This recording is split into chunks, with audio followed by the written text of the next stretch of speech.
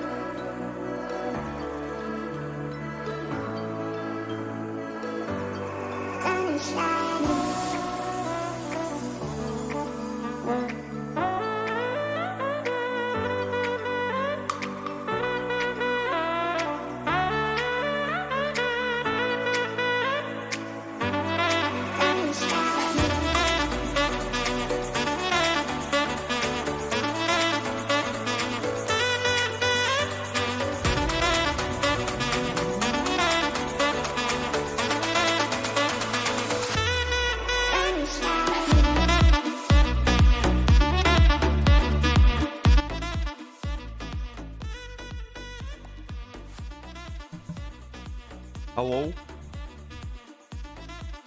How we doing, everybody? Cody Anderson's already gifting channel memberships up in this piece. Thank you, Cody. George P. Borney. There's no N in there. Bory. George, welcome to Mroots Club. First from Mroots Club. Everybody know about Mroots Club because if you do not, Jamal will find you and he will kick your ass. Jimmy! Thank you, Cody Anderson, and welcome, George, to Mroots Club. How we doing? I guess, do I have to, I don't know. I guess I'll put my headset on for the, I won't be able to,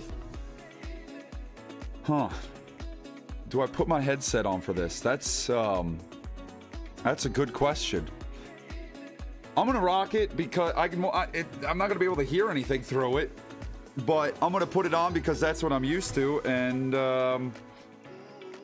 otherwise it's just me talking in a room into a microphone. When I put the headset on, I'm a little bit more engaged. I just stole a hefty sum of Girlfriend Jess's water because it tasted really delicious last week. Don't tell her. I don't know how it gets made, what sort of spring she gathers it from, but oh, God. I downed almost my entire gas can water last stream, and that's very unusual. Hello, everybody.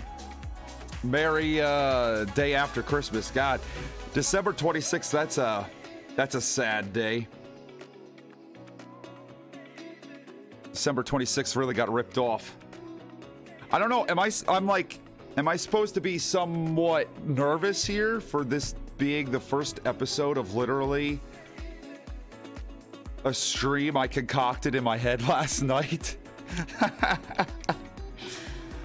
You should probably watch, you should probably hearing what I'm saying, Jamai. Yeah, is today Chrysler? Merry Chrysler to all. I don't have cars for you guys. There's absolutely no way I could afford that. Well, I appreciate everybody already popping in, and we're already at 90 likes on the damn thing, so that's pretty cool. Vote on the poll in the chat. What did your family eat for Christmas yesterday? Prime rib. Turkey. I think turkey might be a little bit repetitive, but it seems like there are a good amount of people that had turkey. Ham. I know that's a big Christmas ham. I hate ham. And the times I've ate it, it also has like affected my innards, where I wind up on the toilet in the middle of the night. So I avoid the ham altogether. Or did your family eat nothing but mac and cheese? Vote on the poll. It's got to be one of the four. Day 500. How you doing, my man? Thank you for the 5 gifted memberships. Janie Kearney, Kit Cochran, Kelvin ST205. Flo and Mario Cup Series. Welcome to Mroots Club. First rule Mroots Club. Tell everybody about Mroots Club, because if you did that, you won't find you, kick your ass. Jimmy! Thank you, Day 500, and welcome all to Mroots Club. And we also hit 100 likes already.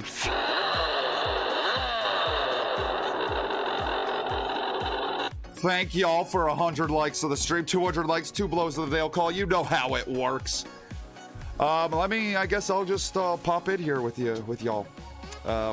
Let's do it. What's happening, everybody? I didn't even check my lighting or anything before I got this started. This podcast will be available on all major platforms where you get your podcast from. Though it won't, because I came up with this yesterday. I literally thought of this idea last night. I'm trying to get. Nah, that ain't gonna work. I thought of this idea last night, and we'll get into why I just suddenly decided to do something like this. But yeah, first episode of the MOOBS Cave. I thought that was kind of creative. I thought of it while I was naked in the shower. I thought of the name the MOOBS Cave. It's like a take on Man Cave. And I was just imagining myself in a cave. I don't know what I was doing. I had this vision in my head of me in a snowy cave out there in Antarctica's. And I was like, yeah, that would be a good podcast. Some of you guys might recall, I don't know, a lot of you guys have come around, have joined the channel in recent years. I don't like my lighting. I don't know what I gotta do. This drives me crazy. So, ooh, that's a little getting there. I need sun-kissed. This is not sun-kissed. This is, I've died, and my spirit is not at rest. I'm haunting this house that I'm currently living in. No. Wrong button. Okay, I mean, I guess that's, I want a little bit of California, you know what I'm saying? Anyways, I guess that'll do. What I don't even know what the hell I was talking about. This is the MOOBS Cave. This is the episode 1. If you read the title, you know that already. I decided last night, okay, all right, let's hop right into it. is something that I've been thinking about. I mean, for a while, I've been thinking about the whole podcasting thing. And if you've been around on the channel for a long time, you might remember the Michael Mrucz show that I did. Oh my God. Was that like 2017, 2018? That might have been end of 2018. I was doing it like during the NASCAR season, the end of 2018. The first couple episodes were like Sunday nights after the race. And then it shifted to Monday nights because the ratings weren't as good. And then I shut it down for the off season and I picked it back up again for a few episodes at the beginning of 2019, I think. I'm pretty sure that's how it all worked. I'm not positive, but I think that's how it went.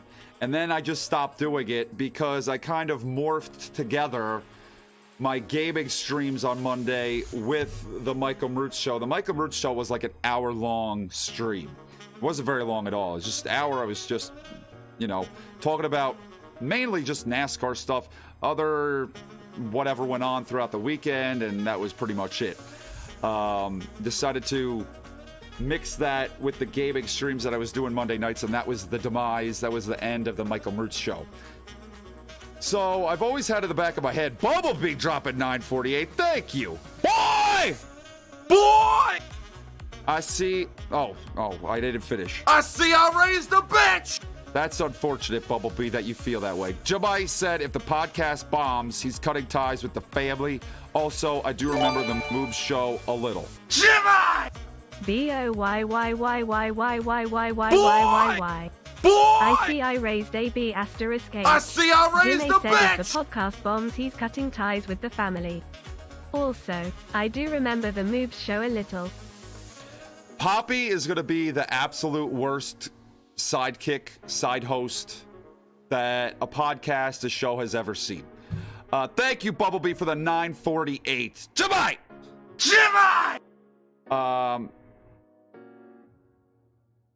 Currently watching. Oh, yeah, I saw that they were going to be putting that on. So that was that. It ended, and it's been like a thought, I guess, in my head to bring it back for a while. But I think more recently, something that I picked up on was when I was doing these Monday night streams, I would see like the amount of you guys watching would consistently go up as I was just talking about for like sometimes there was like an hour where I was just talking about whatever at the beginning of these streams, and it would like consistently go up. And then once I started gaming, it would either like settle out, it would just not go up anymore, or it would start to go down.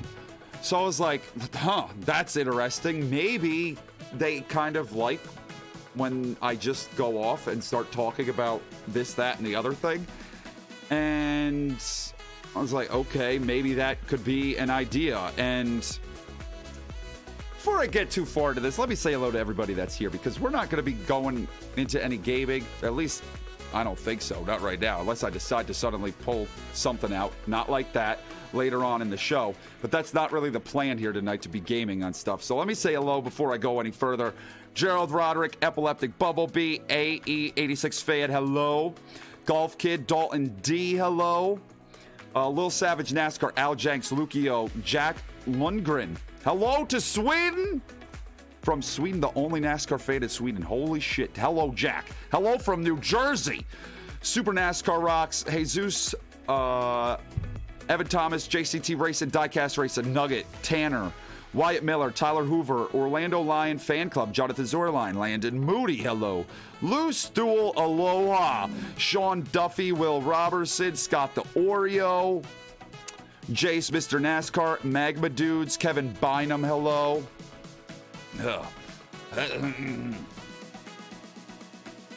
Kelvin, hello.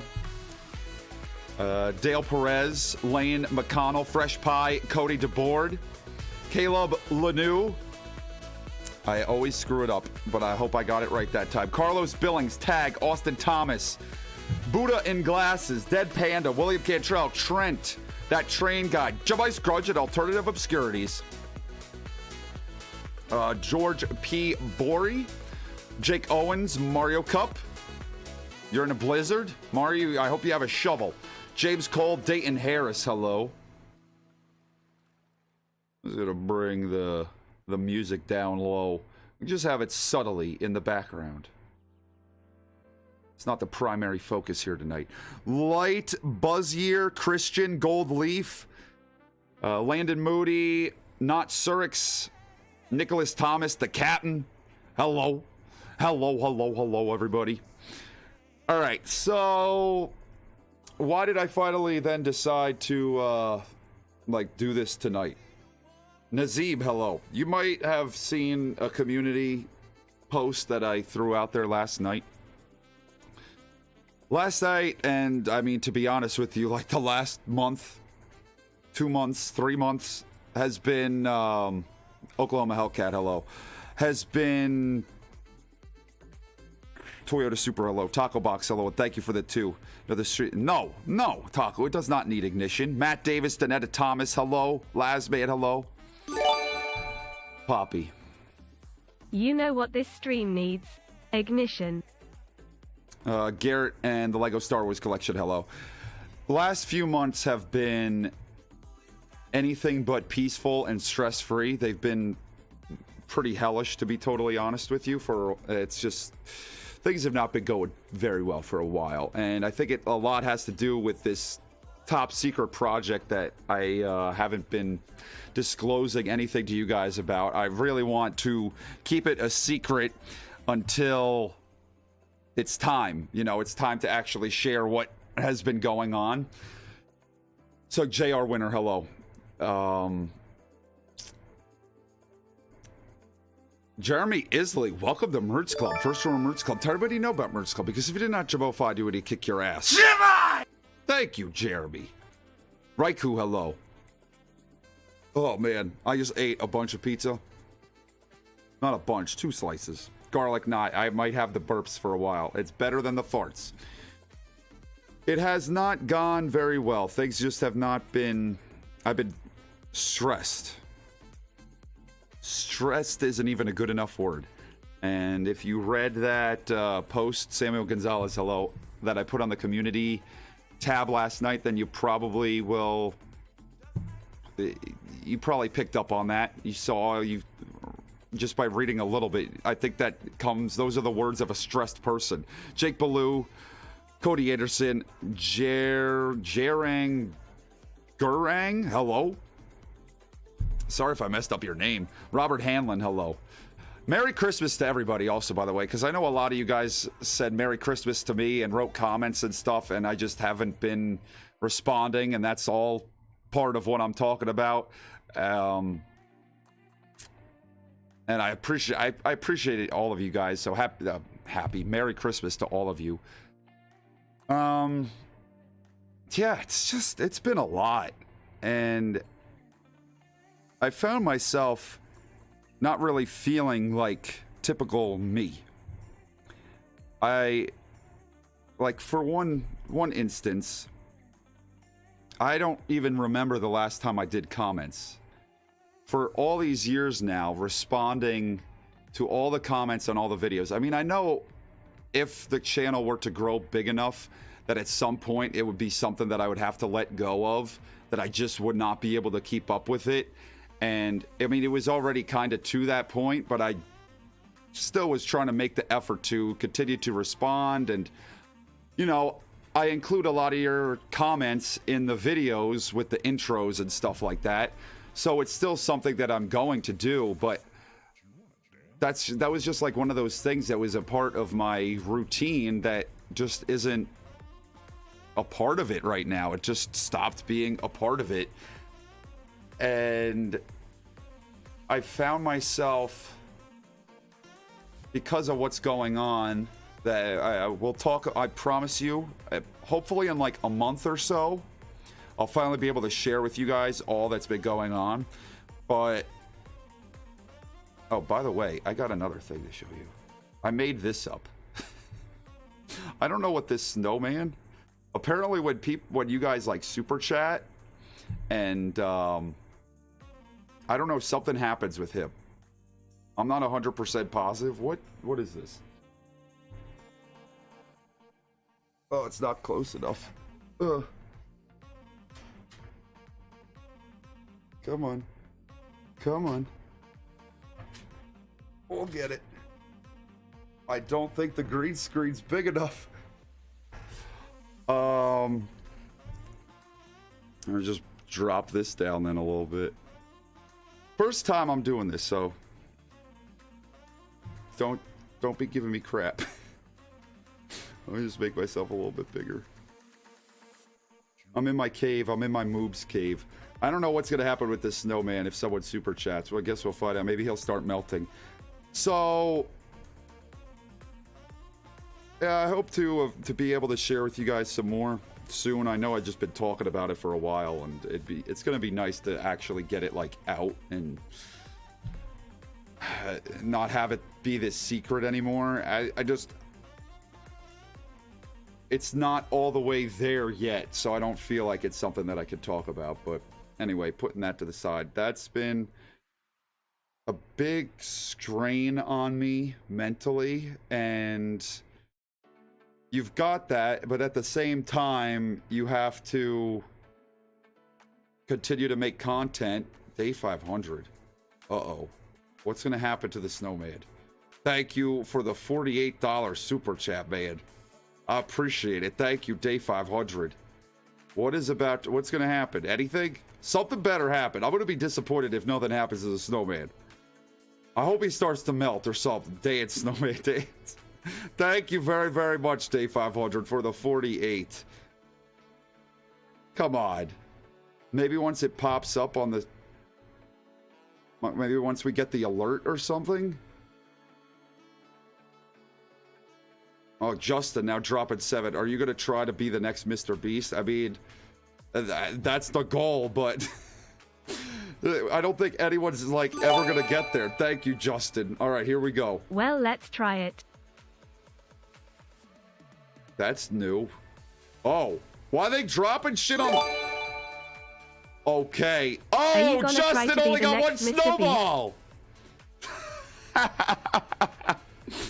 Okay. So, Day 500 dropped... Are those piss balls?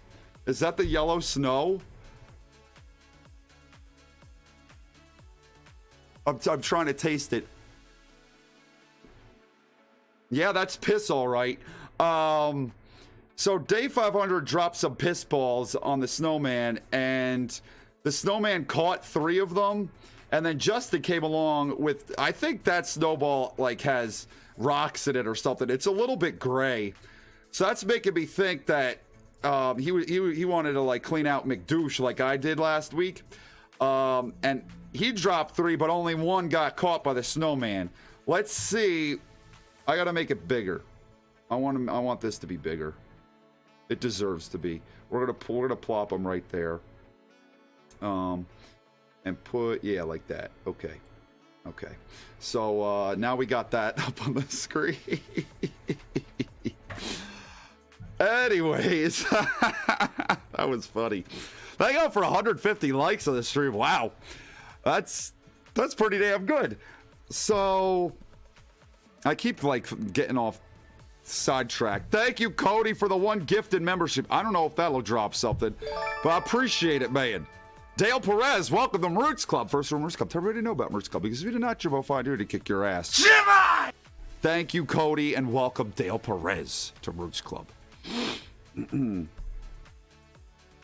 All right. Got pissed on big time, Cody, yeah.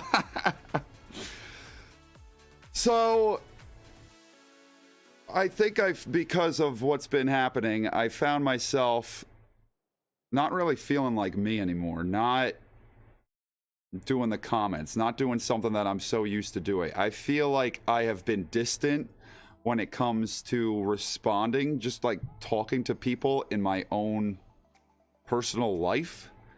Like I haven't kept in touch as well as maybe I should be. It's just, that's like what started this whole thing. That's what started that big long message that I left on the community tab last night. And then after that, this YouTube thing comes in, what, a week and a half ago? Where, well, actually, it all started at the beginning of December when they started changing their policy around. They changed the YouTube ad policy. So you guys have watched my most recent videos. It's become this, I guess, sort of meme that I have to watch what I'm saying because otherwise Susan Wingwang, CEO of YouTube, is going to strike me down and the channel will be no more. For those of you that don't know, this is my job. This is what I do every single day. I work on videos. I do the shorts. I make videos. I stream. This is my job, and this is something I've been able to do since March of 2011. So it's, you know, I'm lucky that it's worked out, and it's worked out for this long. I have seen a lot of changes, and it just seems like as the years go by, the box that you're allowed to work in shrinks more and more, and the walls are like closing in around you. Like, when is it ever going to stop? I have absolutely no idea. But just another step where that's all concerned came about the beginning of December. Now, I was talking about this last week at the beginning of one of my streams, that when you upload something, it's this, they don't change it. When the policy changed, nothing like there was no update. Nowhere did it say, oh, read our new terms, read our new policy for having ads on your videos.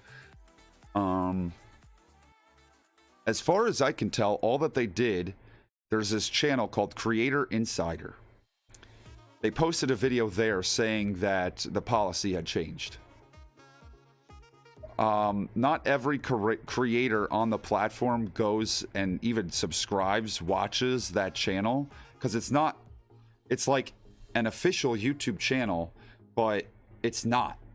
It doesn't have YouTube in the title anywhere, in the name of the channel. So it's not, to me, really a way to tell creators about what you're changing with the platform. You're just supposed to assume that, I guess, and they push those videos to your creator studio. I guess now you're just, I'm gonna have to start watching them more often, because you have absolutely no idea. YouTube isn't gonna send you an email saying, oh, this changed, we're changing this with our policy, you have to do this with your videos now. We're just going to tell you in a video on a channel that not a ton of people watch. So at the beginning of December, they changed their policy around where swearing was, you can't do it the same way anymore. All because in the name of advertising. I can't imagine that there aren't enough advertisers out there that are willing to put their ads on a video where someone says fuck in the first 7 seconds. You're telling me that that's that big of an issue? Irishman, what's up? Ode to Nork. Jeff Gordon Ramsay. Oh, look at that. Look, hey, it's my face! I smell good. I like that. That's pretty cool. Thank you, Angry Irishman, for dropping a face on the Snowman's arm. I wonder if the shorts are going to pay out really good, and then normal vids monetization will go down. I don't know about normal vids, but I think this is all based around this new monetization that they're going to start rolling out in February for YouTube Shorts. In February, because right now you don't make hardly anything on YouTube Shorts. The only earnings you can make on YouTube Shorts is through the desktop. And how many people are watching Shorts there? It's all through your phone. It's meant to be through your phone. So in February, expect to see a ton of ads. When you're in the Shorts shelf, you watch one and then you scroll to the next one. You scroll to the next one. You scroll to the next one. And then when you scroll that next time, there's going to be an ad that you have to watch before you can scroll to the next one. That's what's coming February. So be prepared if you like watching them shorts. That's what they're going to do. It's going to help out creators a ton. It's going to be this whole new stream of revenue. But in order, I think, to get to that point, they decided to make all these changes this month. Dustin James, thank you for the $1. Karen Tube. It really is, Bumblebee. Karen Tube. It's not YouTube. It's what Karen wants you to do. Karen is Susan Wingwang. Karen Bullsack and Susan Wingwang might be sisters. Just saying. Gas kit water. Get one. Will Dustin James Dollar drop anything on the Snowman?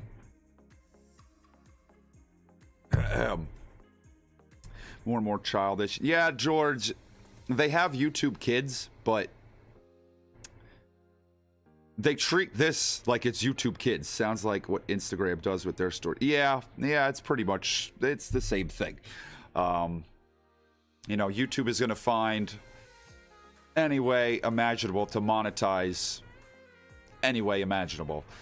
So they make these changes, and like, I had absolutely no idea December 1st that it happened. So I just continued about my regular YouTube life. Oh, here it comes. Maybe this will drop. Yeah, here it comes. Here it comes, Dustin. Come on. Go. Caught all of them. Thank you, Dustin, for the 2. Something.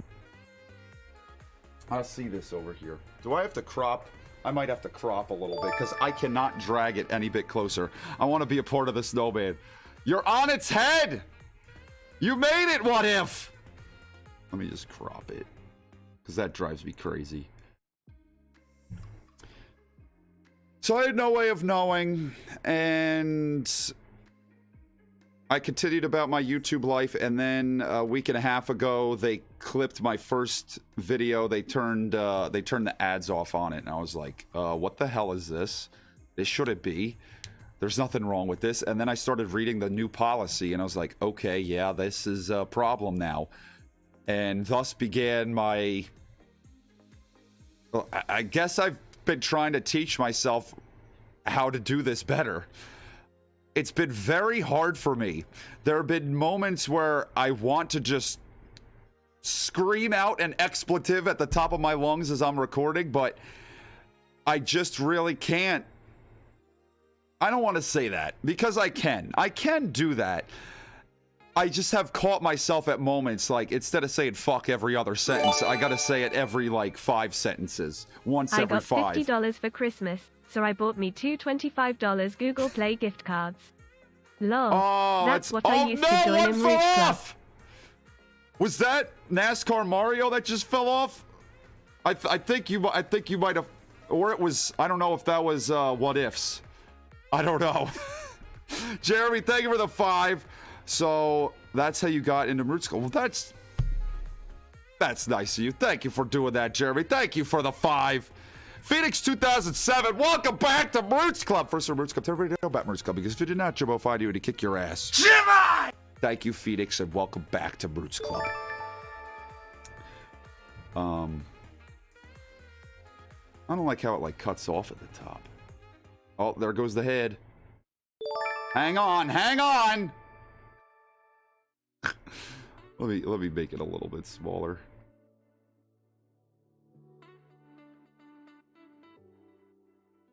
Okay. Great. Danetta, thank you for the 5. Thanks for the text. You inspired Austin to change his major.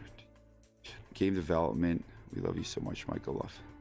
Thank you, Danetta. That's pretty cool. I hope that all that goes well for him, and I'm sure it will. That's pretty cool. Thank you for the 5, Danetta. BC Swizzle, happy 5 months. Look at all of me on this one arm of this happy birthday. It's not my birthday! It's not my birthday! Stop spraying lies! Fake news!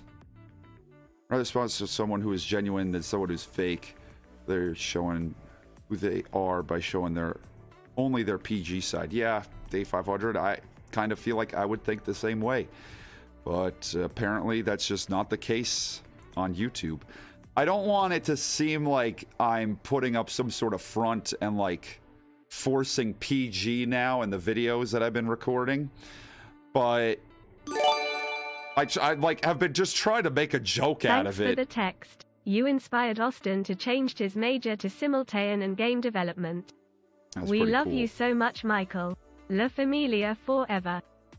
Oh no, people falling off! In case we all didn't know or forgot, the main site is for teens mostly, and they're more into stuff like removing dislikes and other dumb changes. It's pretty stupid, Matt DeBenedetto. It doesn't make any sense at all. Thank you for the 5. Thank you for the 5, Taco. I feel like if she went to a football game or NASCAR race, she'd get booed and fans would chant bullshit towards her. Oh, God. Thank you, Taco. Thank you, guys, for all the super chats. My lord. Do uncensored videos on... I feel like if she went to a football game or a NASCAR race, she'd get booed and fans would chant bull poop towards her. Bull poop. I mean, it is like... Okay, you can't swear. If you swear in the first 7 seconds, that's 100% limited ads. Or no, that's 100% no ads. You can't have any ads at all. If you swear from second 8 to 15, who came up with these fucking numbers? If you swear in that section, then it's limited ads. And then you could say whatever the fuck you want after like the second 16 and on. But it can't be excessive. It can't be like, from what they say, every sentence. I've never been that way, so I should never get pinched for that. But, like, is there a quota? Like, if I drop 20 fucks in a video, am I screwed? And like, for full ads, it has written in the policy that a couple of times a paragraph swears is okay. So that leads me to believe someone is counting sentences. I would hate that job. Thank you, Danetta, for the 2. Said he will make motorsports. He's the one. He's going to be the one. I believe in him. Motorsports game better. Oh, here they come. Boom. This snowman is going to have such a headache. You need to get a giant stopwatch. I mean, or yeah, just to have it like the background, you mean? Why not just bleep it out during the editing process? Andy, that's a lot of work. I'll bleep it out in the beginning. I'll bleep it out to where it conforms to whatever they want. I'll bleep it out in the shorts because they're too short. They're under 15 seconds, a lot of them. So I'll bleep it out there. But there is no way in hell. It takes me so long to edit these videos. I'm not even done with for tomorrow's video yet. It would take me forever. So my answer is to just make a meme out of it, use other stupid words in place of expletives, and just deal. Just hopefully everything works out. Hopefully everything's fine. So that drops on me. I know this is like one long-winded explanation. That drops a week and a half ago. While I'm already stressed as all hell after these past few months, after everything that's been going on behind the scenes with this big project of mine. You got that, and when it comes to this YouTube thing, when stuff starts to like go amiss, when, you know, there's a possibility that these ads could be taken away, when this is what I do for work, this is my business, this is what I've built up after all these years, that's a tough pill to swallow. That's pretty terrifying. That's rough. And I am just not the type that's able to let go of things very easily. To be totally honest with you, I just play through these thoughts in my head, and I kind of go down this spiral of like, oh, what are they going to do? They're going to take all my ads away. I'm going to get kicked out of the partner program. I'm not going to be able to make any money. I'm not going to be able to have this as a job anymore. What the hell am I going to do? And that in a way connects to this big project of mine that's going on behind the scenes. Taco, thank you for the 2. You know, Susan is Greg Huffley's mom's name. Diary of Wimpy Kid. What a coincidence. You just use Susan's name as your replacement swear. Could do that, Dave 500. That's not bad. So it's like those 2 things. YK Susan is Greg Heffley's mom's name. Diary of Wimpy. Diarrhea? That's what it sounded like. This snowman's arm is going to get tired, man. The 2 things combined had me going, like, just spiraling. Going further and further down. Feeling more and more negative by the day. And honestly, I think was really having a physical impact on me, where video recording became so much more difficult. I just have had like no energy whatsoever trying to do these videos. I just like am sitting here knowing that I have to start, knowing that I got to start recording. A lot of the times when I got to stream in the evening and I don't have all the rest of the evening to edit, and I just like have not been able to bring myself to do it because of this stress and the way it's making me feel. It's like this weight that's been pushing down on me.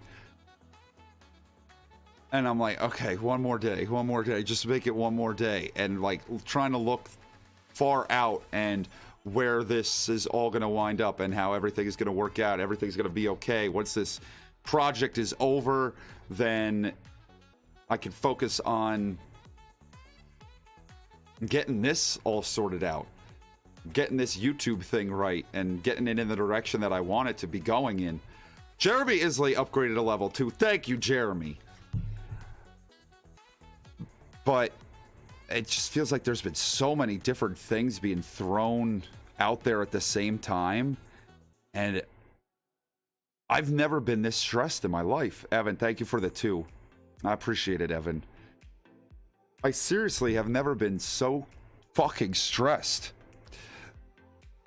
And that's what kind of all that buildup resulted in that big long message that I put out there on. I hope everything is going well for you, Michael Hart. On the community tab last night, that I just felt this need to get it out. And you know, there was a point on the channel that I think it's something that I haven't done in a while, where I was consistently making like these short little videos, just filling you guys in on what was happening with me. And I found myself like going back and looking at a lot of them and just remembering back to those early days where I didn't care as much for the views and how many likes I was getting, and it was just so much less stressful back then in the beginning. And I think it's like stress that I've put on myself, wanting to see this succeed, wanting to see it grow. I know I put a ton of stress on myself, and a lot of it's unnecessary. And I think last night I kind of, there was just something that I guess I felt in my head where I wanted to go back to those early days. I wanted to feel that stress-free sort of thing. Don't care about the views. Don't care what, you know, it's about entertaining you all. At the end of the day, that's what I'm supposed to be doing. I'm supposed to be here to entertain you guys and make you laugh and, you know, at least try to do that. And maybe I've lost sight of that somewhat. I know that's still my goal every time I record, and I want it to be as funny as possible, and I try to do the best job I can at doing that. But just becoming so obsessed, then it's like just this combination of stuff that's all come together that has made life not very fun and has got it to the point where I'm really not enjoying YouTube the way I think I should be. I'm sure once big project goes away, a lot of this will change and I'll be able to feel like things have reset and I'm back to normal and back to feeling all right and can continue on, and it's not going to be like, oh, I want to blow the whole thing up and start over. I think that's kind of what I was feeling last night, to be honest with you, and that's why I went into the shower and I was like, I'm going to do a podcast tomorrow. I'm going to go and I'm going to stream for I don't know how long. I've been talking for 45 minutes, so I don't know how long we're going to be going for tonight. But I'm going to stream. I'm not going to care about views. I'm not going to care about likes. I'm just going to enjoy being there and talking with all of you guys. And fuck the rest. Like the old days, like the way it used to be. And for me to actually like go along with it this morning, because I have a lot of ideas. When I'm in the shower and I'm balls ass naked, I come up with a lot of ideas. And most of the time, those ideas by morning, I'm like, no, what the hell was that? What kind of mood was I in? But this morning, I was still committed to doing this and starting the MOOBS cave and just hitting the reset button, just trying something new and going back to the old days. I mean, I don't know how much of this like really resonates with all of you. I don't know how much you guys like, or if I'm just rambling at this point. I have absolutely no idea. But I definitely found myself going back and scrolling through a lot of my old content, and not like I don't think I'm like much different of a person, but I think that I became much more obsessed with numbers than I once was. And I don't really love that. I don't like that about myself. I don't like that that's the mindset that I have. I think I have to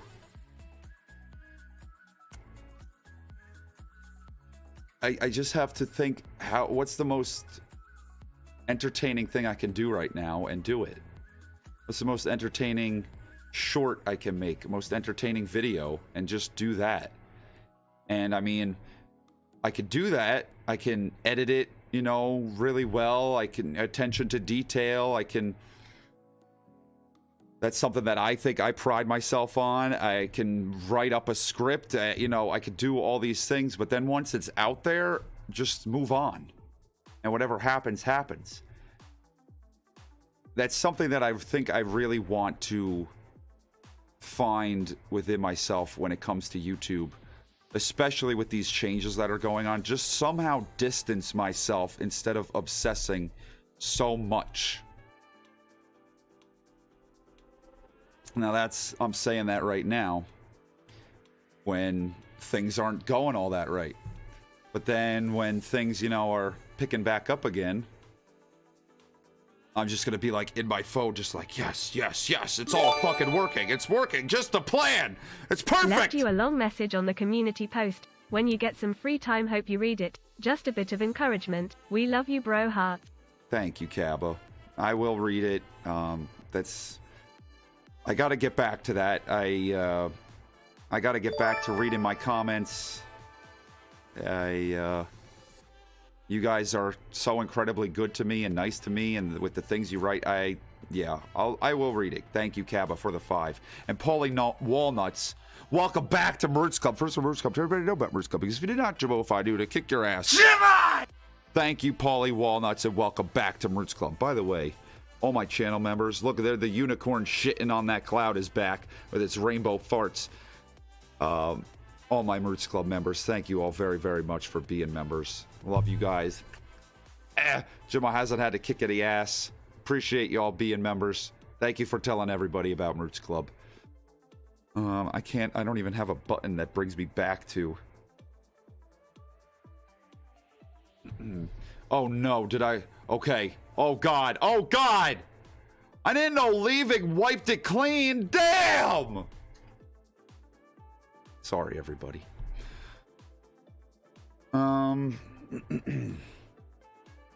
It's like, yeah, like what I was saying. I'm sure once if I could get things going right again and things start picking up again,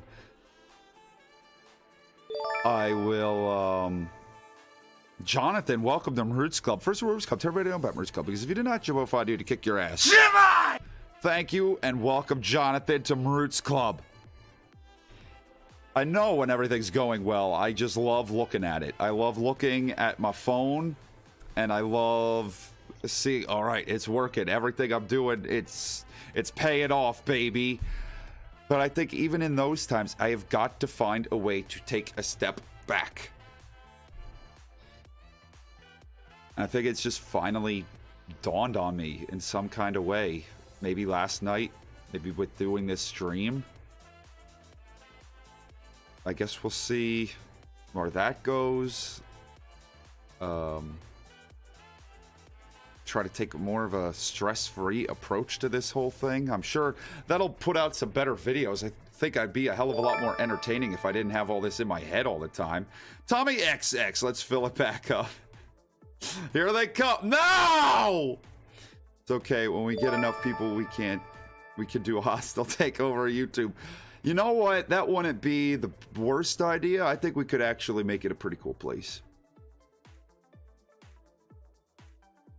I used to say when things are good, it's amazing, but when it's not, it eats you apart.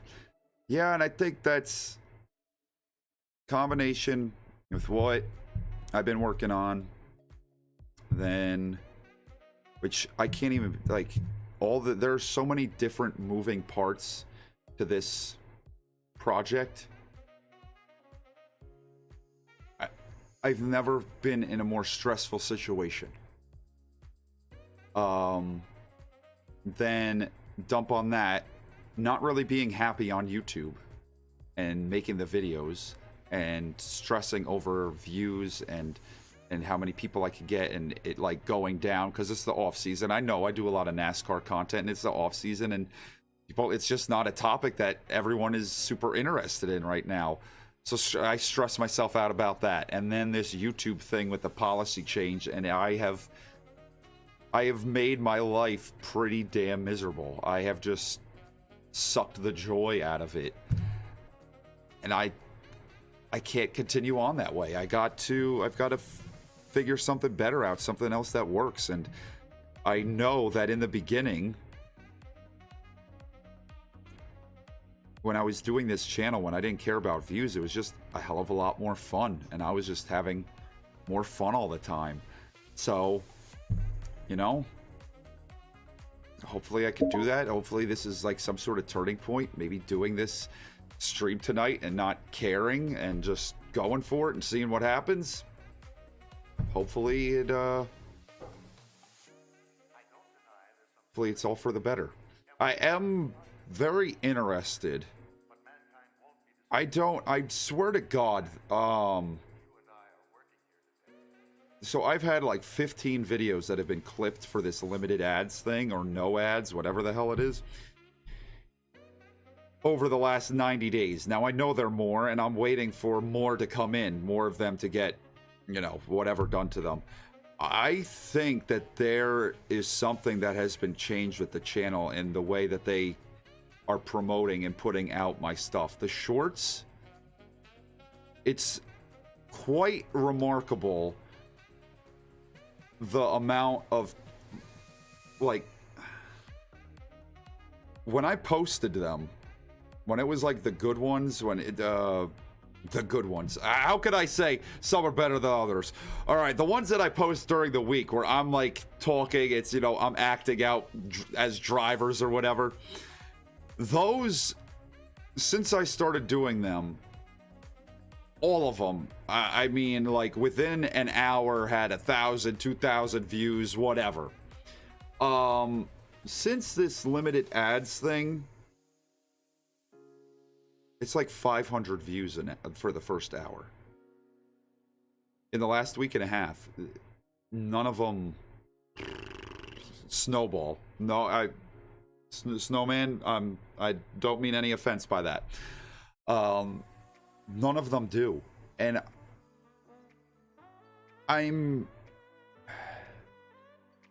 that's been a big stress and a big concern.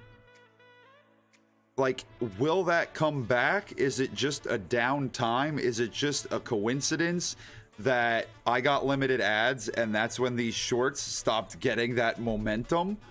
Or did they blackball me and put me in like, oh, he's in a not so good category, we can't be pushing his stuff anymore? That's a big, I'm worried about that one. I am quite concerned about that one. I like, if it comes back, that's going to be a big weight off my shoulders. That's going to be a big stress relief. Because it's just like not happening. And I know, and I think most people know, that on all these social media platforms, if you do something that the man, like Susan Wigwag, doesn't like, you're going to be put, not like she's actually looking at channels or anything like that, but you're going to be put in a category where your stuff isn't promoted the same way. And I'm hoping to God that I'm not in that category. I'm hoping that I didn't piss it away. I mean, I gotta be on the up and up. I gotta be taking care of things and making sure like things are bleeped out when they need to be, and to not be swearing as much, and to be rating my videos accurately for 90 days. And I'm like a week and a half in. Lasagna. I hate lasagna, Gio. I'm not gonna put that on the poll. What's up, Gio? Mickey Logano, Shadow Guy, RBLX, hello. Racing Maniac, hello. 200 likes. We did hit 200 likes.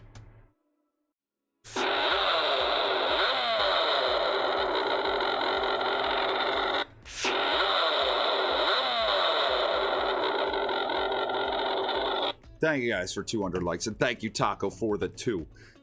Oscar Mayer Wiener can go fuck right off with that. Going and joining that other team. Can't wait to see Oscar Mayer hot dog Alfa regret Romeo, leaving you. Bitch. I hope that if I keep this clean and, you know, I take care of things the way I need to for the next 90 days, well, about 80 days at this point, that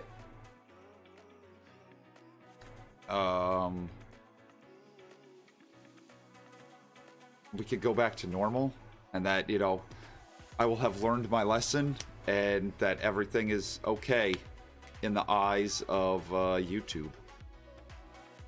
I don't know, though, and that is really difficult for me. Yeah, lasagna sucks, day 500. No, I got 0 notifications turned on and no bell rung, and my subscriptions that I watch a lot just appear on my blackball you all the way. Thanks, George. I hope that by the time these 90 days are up, things are back to normal, but who the hell knows? You get buried by YouTube, I'll still find you and support. Thank you, Blue Java. Blue Java, what's happening, man? Illustrious Freedom, thank you for the 5. YouTube's messed up these days. It's why I've mostly retired from making videos now and have moved on to Instagram. Sending love, Michael. Thank you, Illustrious Freedom. Hello to you as well. I'm Banana Racer. Hello. Man, dude, thank you for the 5. Can't really watch tonight because hockey, World Junior's on, and I got to root for Team Canada. They aren't doing well, so they're losing 5-2. Good luck to that man, dude. It's why I've mostly retired from making videos now and have moved on to Instagram. Sending love, Michael throwing kisses. Now she says throwing kisses. Hey Mike, can't really watch tonight because hockey, World Juniors are on and I got to root for Team Canada. They aren't doing well as they're losing 5-2. Hope they can come back for Team Canada. Baked Ziti does clear lasagna, Blue Jabba. You ain't wrong about that.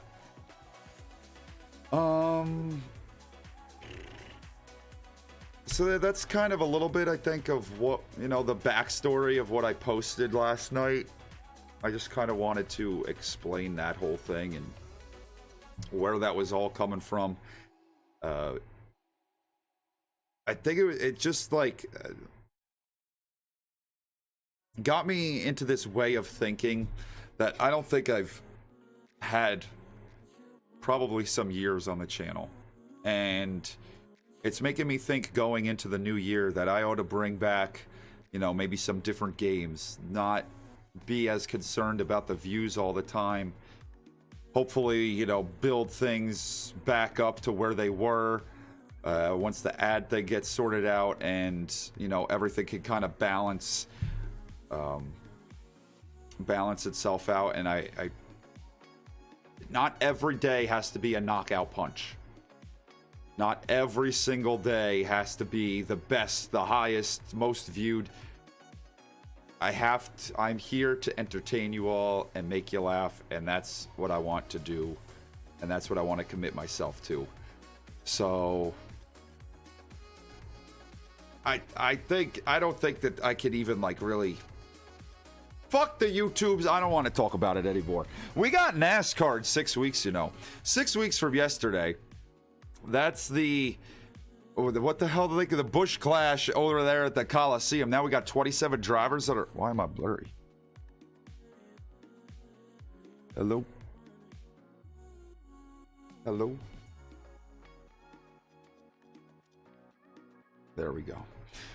27 driver. Why is this still kicking out? Jeez Louise, man. Star Wars? What the hell are you talking about? Star Wars? Where do you see Lazman? What the heck are you talking about? ZH2, hello. Publish, hello. Have I tried BeamMG? Yeah, I got one video, I think. One video on the channel. Tony Jr., hello. Bonkers, hello. Oakshore Gaming. AJW, Steven Small. I appreciate it, AJ. Graylin Morgan, no clue, hello. To being on our president put smiles. I appreciate it, Blue Jemai. I mean, Mickey Logano, hello. I think I might have said hi already, but whatever. I am not going to sit here and be e-begging, but I'm going to say this. Because of what's going on with YouTube and the whole limited ads, and I don't know where I stand with them. Likes, subscriptions, comments, all of it. It's like huge at the moment, at least for me, at least for my channel.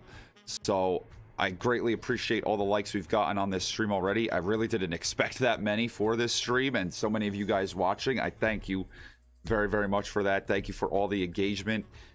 It helps out a lot. It helps the channel out a ton, and let Susan Wingwang know that the channel isn't just going to roll over and die. We're going to be sticking around for a while. This is the first time I've watched anything on your channel. I kind of subbed since you did some collab with someone I know, NCRD. Oh, okay, yeah, I know NCRD. He's quite the modder, I gotta say, Zach. No clue, hello. Long time since I've seen a live stream. YouTube unsub me for no reason. Damn. Well, thanks, Susan Wingwang. I appreciate you watching, No Clue. I'm happy you're here. Thank you for tuning in. Dawson Fair, hello. Yeah, like, Dad, hello. Eric Kearney, hello. And hello to Eric Jr. Hunter Kovacs, hello. Cucka Harvey, hello. Yeah, I guess if you don't watch for a long enough time, then YouTube will just unsubscribe you. Like, there's just so much shit that could be done so simply and just be left alone on the channel. But they feel the need to play like, I don't know, some sort of, they feel like they gotta play God and like, oh, you don't watch them anymore, so let's unsubscribe you from them for you. No! I'll unsubscribe if I don't want to be subscribed anymore. Leave the shit alone. I don't like it. Chase the Gamer, hello. Messenger Racing, hello. Pumu Penguin, hello. Anthony Leach, hello, and goodbye. Just why do they constantly have to fuck with everything? Just leave it alone. Last BeamNG video was 2019. Oh, that was the only one, wasn't it? I don't think I did another one. I think that was it. Piggy Vitsteak, hello. Gran Turismo. Yeah, don't they have like NASCAR in those early ones? Oh, damn. JD, I hope he feels better soon. Thinks they're Napoleon from Animal Farm? I don't even know what the hell that is, but we'll go along with it. It sounds good. I get on follow. It's like, yeah, I don't know. Maybe it's not just this platform, but all of them that they control it that way. Levi, hello. All right. So yeah, NASCAR. Let's move on, because we could talk until we're blue in the face, and I already got a little bit of blue on my face over here. Jonathan S, hello. Nothing is ever going to change. They're going to continue to do things the way they want to do it, and they're not going to listen to creators. That's kind of YouTube's motto. YouTube, we don't give a fuck about our creators. When you said God, it reminded me of your Tanetta. Thank you for the 2, 4, 5, and 6. Yeah, I don't think I've ever tried it on there. I would definitely have to check that out. Went on a family trip for 3 weeks to a month with no electronics. So, oh, maybe that was it. No clue. Cabba, go and build a snowman.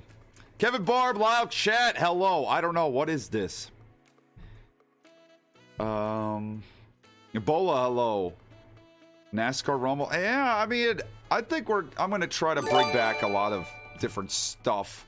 Lol. When you said God, it reminded me of your text.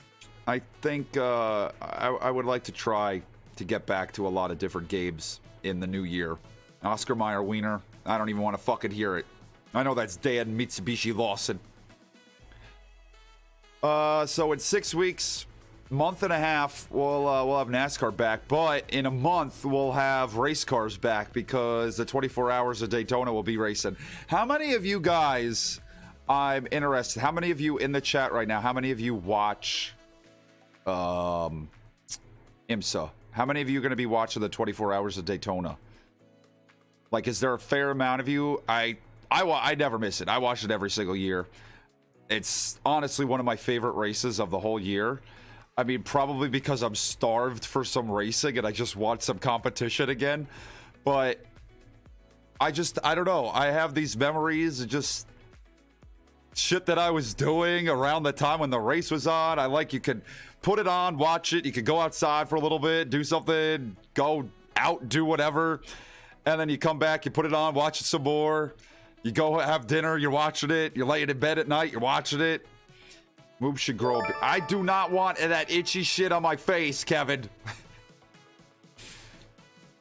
A lot of people watch it. I want to go. That'd be cool. That'd be one race that'd be cool to get to. Ron Cook, Jonas Stuff. Hello. Yeah, in Blue Jimmy, you got it right. Who doesn't watch it? Only IMSA race I watch each year. Yeah, it's just one of those. I don't know, one that I certainly am never gonna miss each year. Second Casey Lenko, hello.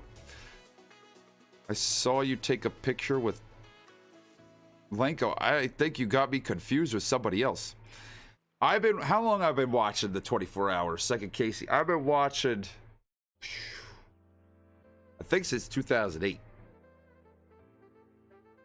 Kevin, no, that's not the plan. It's just to podcast, I guess. Yeah, Dad, you can't hide. Steven Small, hello. I miss racing too. But yeah, I think 2008 was the first year that I saw it. I remember I only watched it. I only put it on because I knew Jedi was going to be taking part. That's what originally got me. When he was a part of the Gainsco, Red Dragon 99, God, he's been close. They've had good cars. He's had good cars over the years in that race, and it just has not worked out. NASA, hello. I'm going to be pumped up when hopefully it finally happens. I mean, Jeff Gordon Ramsay, he pulled it off. He pulled it off in like one shot. And that pissed me off because Jim had been trying and he wasn't able to do it.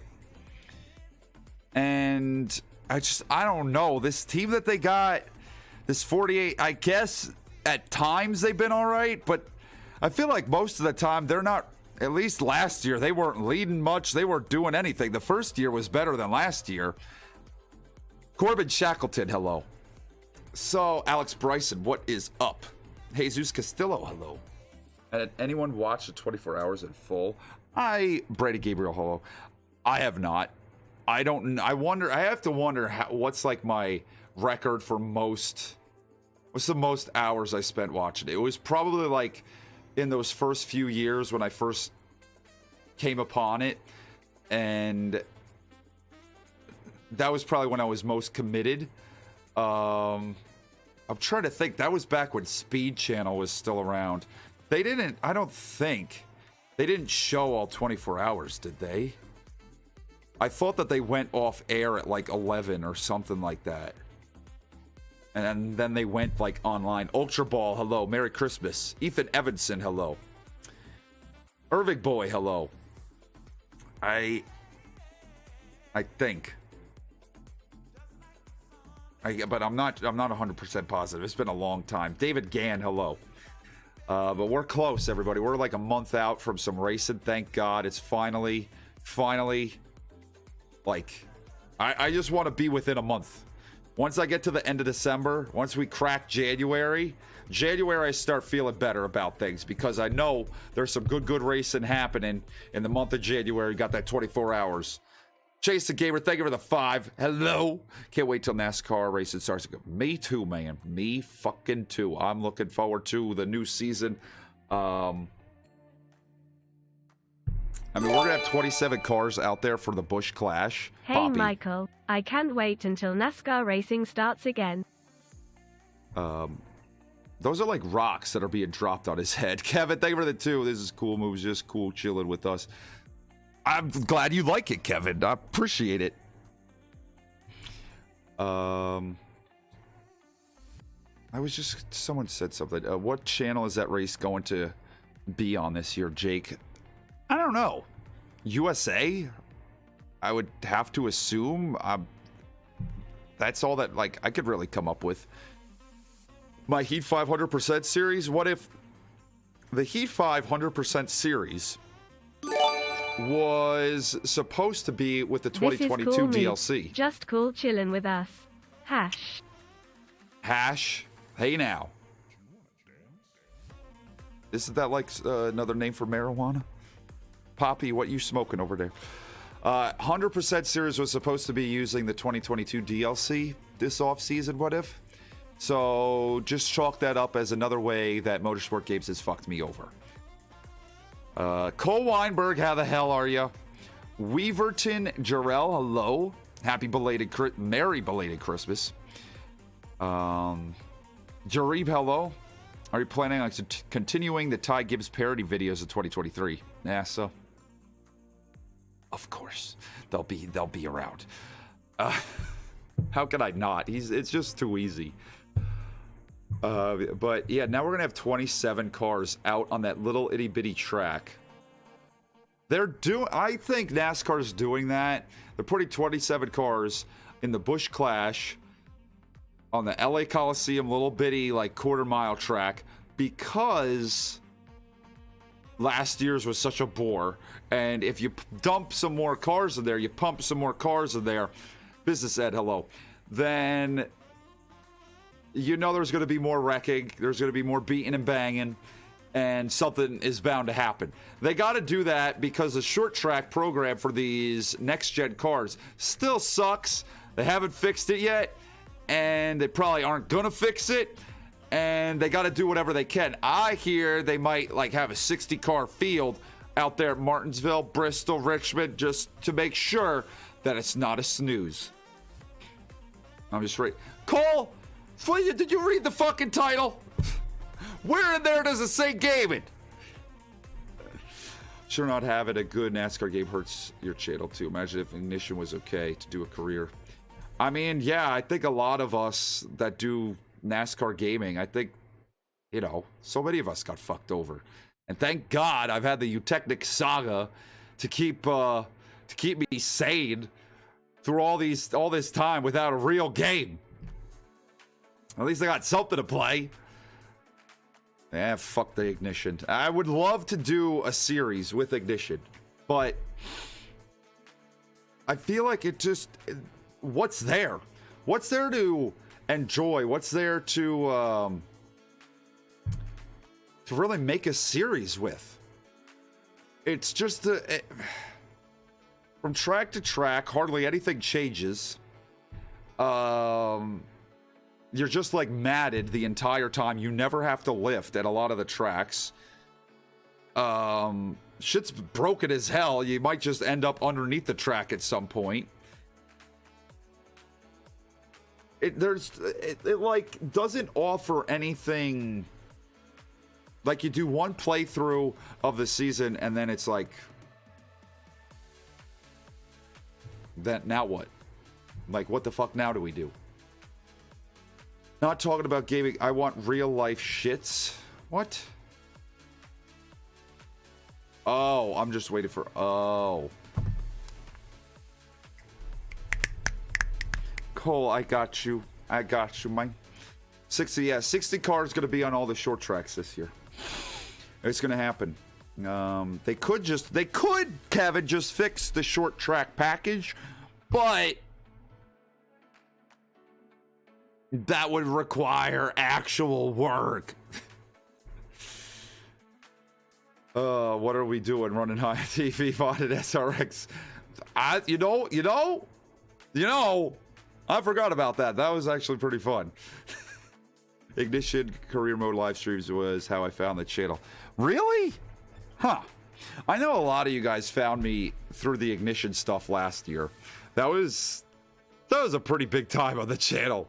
I mean, I gotta thank Motorsport Games at least for that, because they hyped it up so much, they built it up so fucking much that first live stream that I did, what, 1,400, 1,500 people watching? I probably will never see those numbers again. But it was because they built it up. I mean, we were all so horribly disappointed. We ended up being so horribly disappointed, but there were so many of you guys watching those early streams. It was wild, man. Yeah, what it was like, it was fucking nuts. Jack TASM2, hello. Jack, if he wins the Daytona 500, I might have an aneurysm. Remember when we thought Heat Evolution was the worst NASCAR game to ever come out? I mean, I never really felt that way. I knew it was shit. But I enjoyed that time on the channel. I enjoyed those, those years where we were playing that, racing online, and then we were still able to play it until they shut down the servers for whatever the reason. It was a good time. I love the soundtrack. It takes me back. I ought to play that again. I don't know what the fuck I'm going to do with it because I beat all the challenges and you can't run online anymore. But I ought to play some Ignition again because, man, that's kind of what the channel is built on. That's the foundation, is NASCAR Heat Evolution. Those are the videos that changed the channel.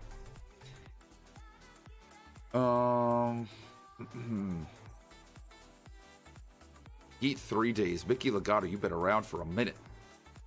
Take off if NASCAR finally comes out with a great game. I will never be able to live up to my full potential because I don't got a good NASCAR game. Ernest Scott, hello. I don't think we ever gonna get consistently good racing games like ever. NASCAR hasn't had a great game in 20 years, and the best F1 game was 2020. Well, now that EA Sports has stepped in with those F1 games, yeah,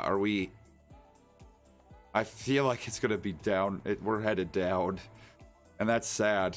I mean, I don't want to say I'm like afraid or anything like that. I'm just wiping off. If you see me moving my arm, it's because I'm scratching off dried spit from when I'm yelling. Joshua Michael Brown, Rock Lobster, hello.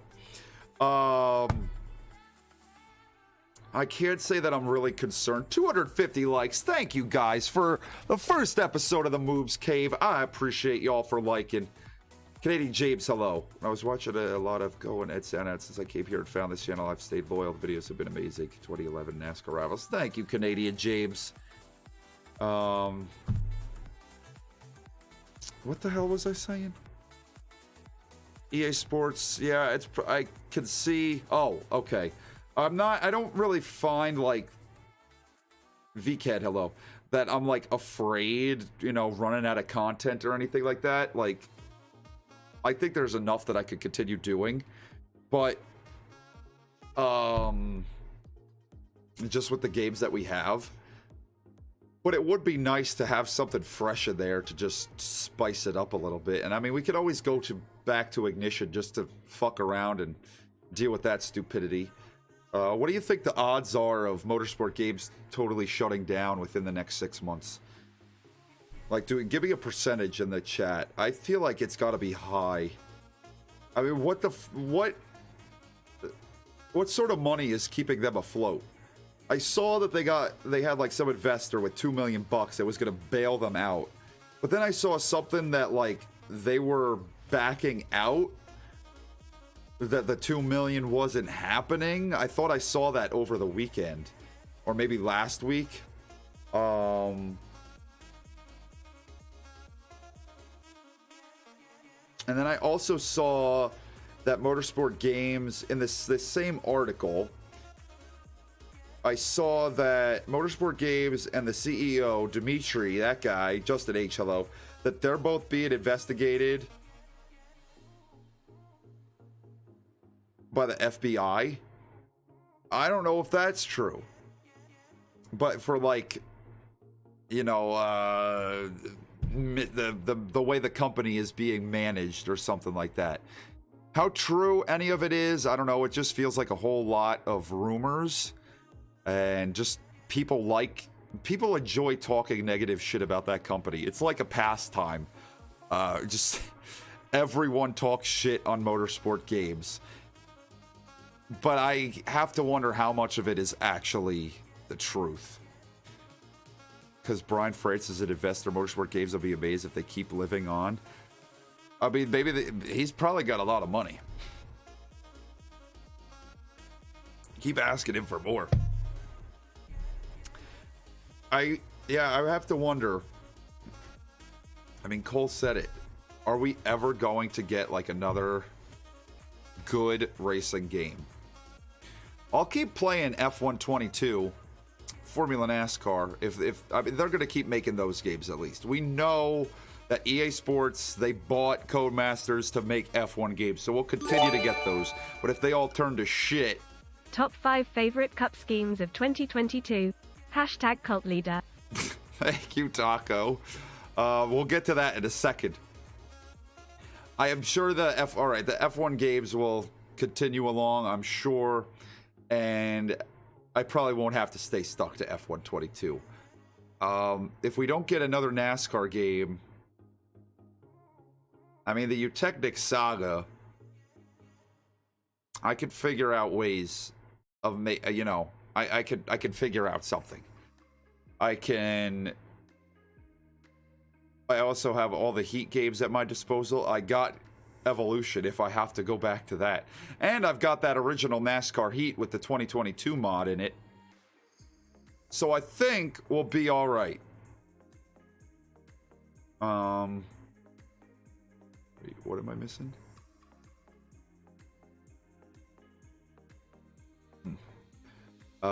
So my top 5 favorite cup schemes of the year.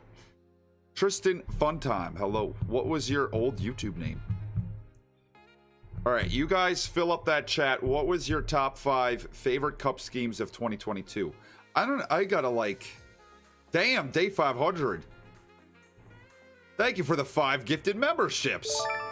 Caden Lemon, Sheepbot, Bonkers, Alan Barkley, and Pinky Vitsteak.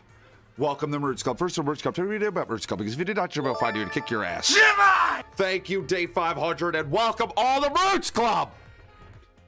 Technics games were good. Just wish they made improvements each year. That would have been nice. I've heard the same intros to these races. I don't know how many times now in our Technics saga. And yeah, about motorsport games, the IndyCar game. There's no way in hell that no. I do not see that happening. I just don't see it coming together. They can't even give us the NASCAR Heat 5 2022 DLC. So what the hell makes anyone believe that there is going to be a full-fledged IndyCar game if they can't even... I mean, Jesus Christ, High TV modded in the car. The car is in there. Yeah, it doesn't have the 5 gears. Yeah, the sound effects are the same. But the car is there. I would feel that that has to be the most difficult part of it. And they just... they can't figure it out. I don't know.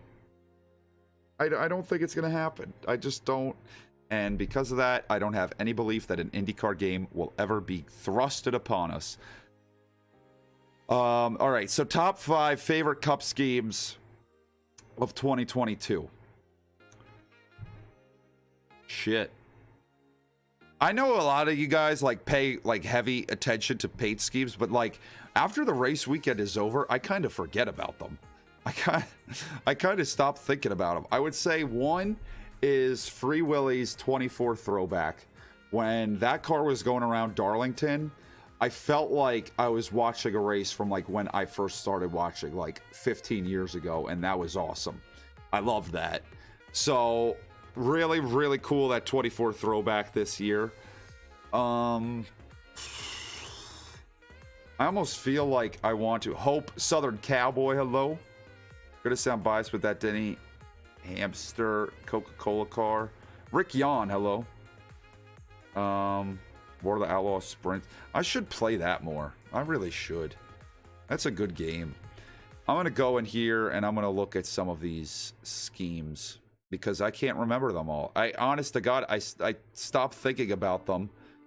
I could even find it. Okay, 2022 Cup. I'd say that 24 throwback is one of them for me. Let me go. Oh, 2 other throwbacks. The 99 and the 1, the Coca-Cola cars. It's nothing. Thank you for the 2. Who my second favorite driver? It's William, I would say, if we're not talking Jibbai, because he's coming back, so he's automatically number 1. It's William Clyde, and it's Lala. Those would be the top 2. In the car that moved the number. Yeah, I don't know how I still feel about the... Some people really made the number move work, but a lot of other schemes do not. 99 and the 1, both of their throwbacks with the Coca-Cola cars were awesome. So that's 3 throwbacks right there. I keep seeing this 2... Wait, no, Keselowski is 6 now. Number 6 for the 600. I kind of like... Who is your second favorite driver? I kind of like that Violet Defense purple scheme of his. I'm looking for a Coke 600.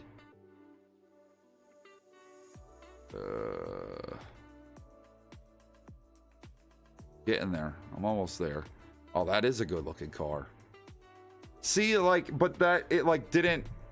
It's a good looking car. I'm not going to say it isn't, but that's not one that pops into my head automatically. I had to go and search it out and be like, oh yeah, that looks good. What about, I saw someone said 11 Coca-Cola.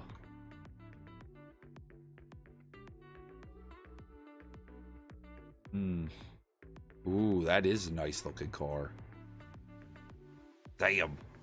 I think I liked that when that one was out there. I don't know. That's Chica, hello. That's tough. Train Guy, hello. Advent Health, Violet Defense, Bass Pro, Bowman Nashville, and Chase Hooters, Denny's Primary, Byron, Throwback, Trackhouse Throwbacks. Yeah, I almost feel like those are just like the 3 that automatically come to my head. So I don't know if I can really just pull some more out of my ass and just be like, yeah, that was one of my favorites. Like, none of the other ones are really...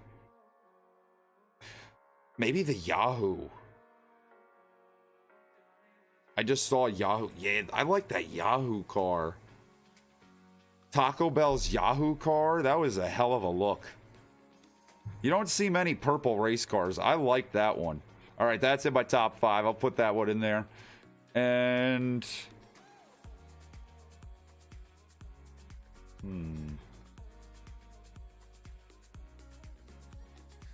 To be honest with you guys, I'm just looking at it right now.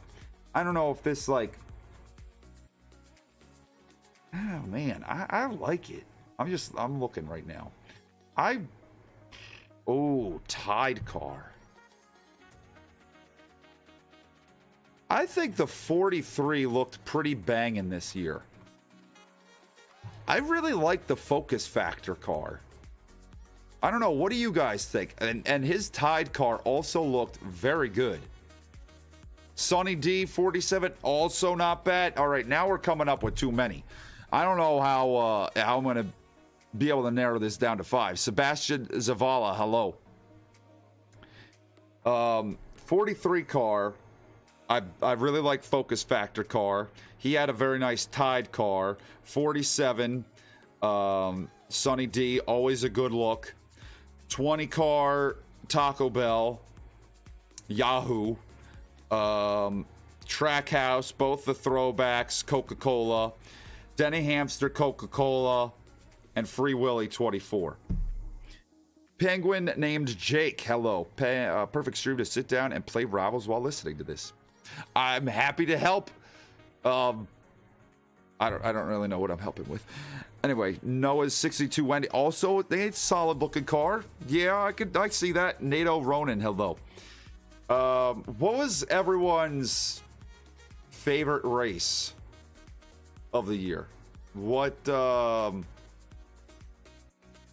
can we pick one? I mean, I don't care what series we're talking. Just whatever. If it's NASCAR, IndyCar, Formula One, IMSA, whatever. What race entertained you the most? I'll wait on your guys' answers. I think I have mine. I have a couple, but like one is for one reason and then the other's for another reason.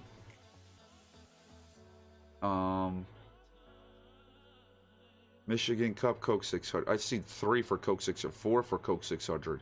Southern 500. Definitely not because of the big fat W. Fall Martinsville. All right, so Spring, Kansas. Oh, I see you. What if? I'm gonna say both of mine took place in the same weekend. Indy 500, because that was badass being there in person. That trip is something that that I'm never gonna forget. I can vividly remember every single part, just everything that we did on that trip, and it was just awesome. It was such a cool experience to be there. And if you ever have the opportunity to go to Indy, go to an Indy 500. It is something that you cannot compare to. I don't even know. I mean, I've never been to a Daytona 500, but it is like you could just feel something different at that race. And there were so many people. Over 300,000 people coming together for this.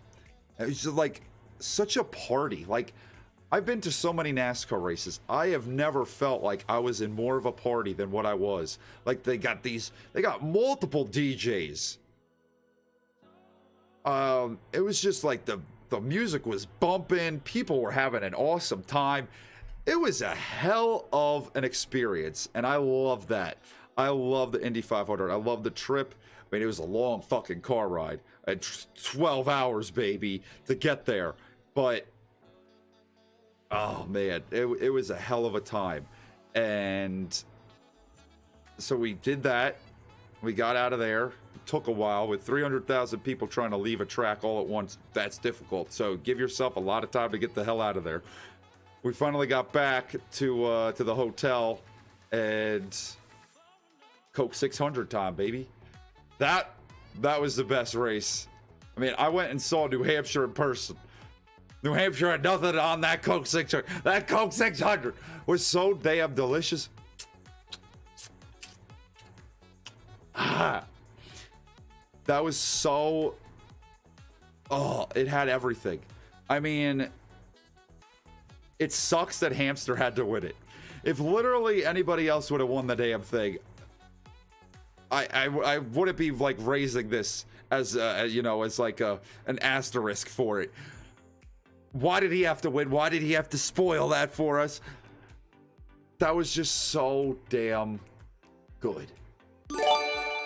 I love the Coke 600. Mine is 1. Byron's throwback 2. Suarez Tootsies 3. Bell Yahoo 4. All Mendinger Andy's Frozen Custard 5. Kai. Bush Crunchy Cookie M&M's. Thank you, Taco, for the 5. What the fuck are we talking about? Where the hell's the chicken cock whiskey paint scheme on everyone's list? Cole Custer, man? Chicken cock? Come on, y'all sleeping at the wheel here. That Coke 600 was fantastic. And yeah, I had my best races of the year personally, all in one day, back to back. One I was there for, one I was watching on TV. Girlfriend just fell asleep, and was kind of like bummed out the next morning because I was like, that race was awesome. That was the best race of the year. It's like, oh, of course, I fall asleep. But it was a long day. I mean, I don't know how the hell I made it up as late as I did to watch. I mean, that was the longest race in NASCAR history in mileage. So what, 600? Was it 612 miles or 612 or like 617, 618, something like that. I don't know how in the world after the day we got to the track at like 7 in the morning. And people were already drinking beers. The place was packed at 7 in the morning. They open the gates at 6 a.m. and they fire off some cannons. And we were watching like live in our hotel. They, had free breakfast or whatever. We were eating breakfast there, and we're watching it on the news, and they were live at the track, and they're firing off the cannon at 6 a.m. And it was like already a mob scene. There were all these people funneling in already at 6 a.m. And then we get there. You know how far back we had to park? At 7 in the morning? Like... It was so fucking crazy. How many people were there? And we're just like walking through, and we're walking through the gates. We're walking through the infield, and we're like looking at our watch, just like 7:30, 8 o'clock. It's like shoulder to shoulder. Corona was running rampant that day, but it was like shoulder to shoulder. People just everywhere. I've never been to a racetrack where there was that much going on that early in the morning. That was just such an experience, and you've got to get to an Indy 500 if you can. Then we go to New Hampshire in July. Never been to New Hampshire before. That was our first time going. Kevin Ramsey, hello. And we got there early as well. We must have been there, I don't know. I don't know, 8, 9 o'clock, something like that. Bren Dial, hello. And For one thing, New Hampshire was interesting because I can't believe the sticks haven't broken yet. Look at all these balls. Anyway, Joshua's gaming channel, hello. It was interesting at New Hampshire because it was laid out like a road course. The parking, at least at Watkins Glen, this is how it is. Watkins Glen, everything is so wide open. So, I was sitting in the grandstand for a second. Cole, I was wearing a bedazzled jean jacket in the hot Indiana sun from like 7 a.m. until like, I don't fucking know, 7 p.m. Tekka plays, hello. So like Watkins Glen and New Hampshire, it's the same exact deal.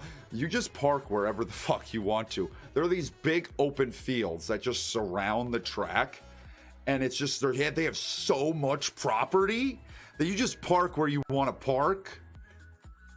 And I mean, it's like, all right, you walk, you know, you just wherever you're comfortable, just do whatever you're comfortable with. Yeah, you could get as close as you can, but then it starts to build up. But you could just like park far away if you don't want to be near people and just do your thing, all that sort of shit. You can have your like own little get together on like a parking area in a field like way off to the side, so you don't have anybody else getting involved. 275 likes. Thank you guys very, very much for 275 likes. I didn't get sunburned, Ultimate Dragon. You're damn right. That jean jacket did help. But that was like very interesting that New Hampshire was laid out the same way as Watkins Glen with these big open fields and you can park wherever the hell you want. But we get to New Hampshire at 8 in the morning, maybe something like that. German Soldier, hello. And we're walking in and we're comparing it to 8 in the morning at Indy. Now again, Indy 500. I would think that there was probably already like 100,000 people there by 8 a.m. It was that crowded. It was that mobbed. It was that insane. I mean, people were drinking. People were ordering food. It was fucking breakfast. And you got all these people with beer cans. And they're fucking drunk, man. They're already liquored. So, good night, Junior. Hope you feel better. So it was like just crazy. It's something you've never seen before at a racetrack. And then compare that to 8 a.m. at New Hampshire. We're two of about 20 people there.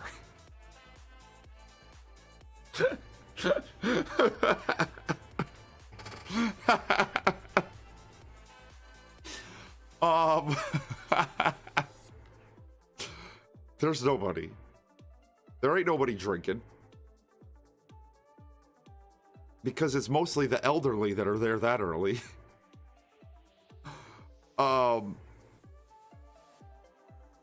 Nothing's open. They don't have any like concessions or anything open yet. Everything's still closed. There's absolutely no buzz, no hype, no nothing. Absolutely nothing was going on. It was like, okay, New Hampshire is a pretty chill state to go and visit. If you've never been there, it's like you're going out into the wilderness. There's not a lot around. It's a great place to go and relax and unwind and just enjoy nature. And it kind of felt like, okay, that's what they're going for up here at this track.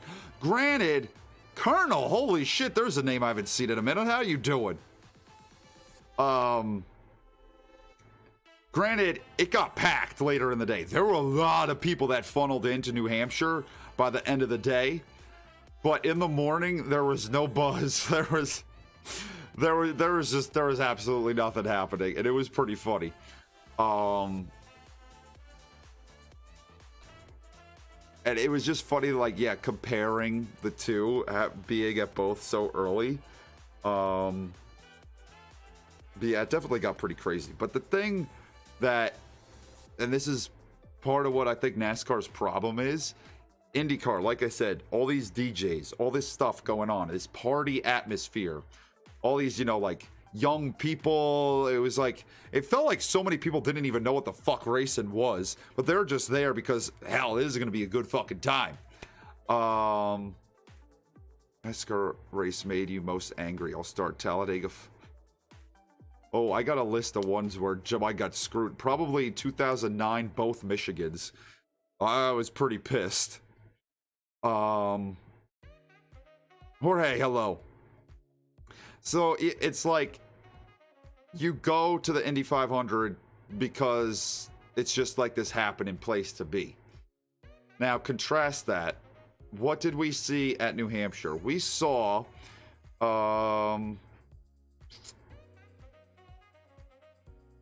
there was this, like, I don't want to make fun of these guys because that's, you know, this is their job. They enjoy doing it, obviously. How do I even explain this? It was like it was this little setup. I felt so bad for them, to be honest with you. This little setup over by the fan zone. Or these guys, they were putting on like a Western, I don't want to call it a play, but like a Western show. Like they were dressed as cowboys. They were, you know, they had their lines. They were acting out this scenario. They had their jail cell, whatever. And they were putting on this show at New Hampshire at the race with like 10 people around watching it. It was reenactment. It was like cringe city, and all you can think about is all the at Indy, and then this is happening, this reenactment thing, cowboy thing with really corny jokes, and it's like, this is what NASCAR, this is why NASCAR isn't keeping up with IndyCar, and most certainly Formula One. I don't think at either of those you're seeing any of that happening. It was just like, oh my God, what are we doing here? It felt so out of place. It felt like it shouldn't have been there. And I don't know who that was like catered to, who you were looking to entertain with that. Was that supposed to be a kids thing? I know NASCAR, it feels like they cater a lot to kids. But are kids out there buying stuff? Are they, like, I know your parents are going to bring it to the track or whatever. You want it to be a kid-friendly atmosphere. Okay, there's nothing wrong with that. But this is still a grown adult sport. Southern Cowboy, thank you for the 5. Hey, dog, if you ever want to come to a Dega race, I got you. Just hit me up. I mean, I would like to get there eventually. That'd be pretty damn cool. Thank you for the 5, Cowboy. Boss Demon, hello.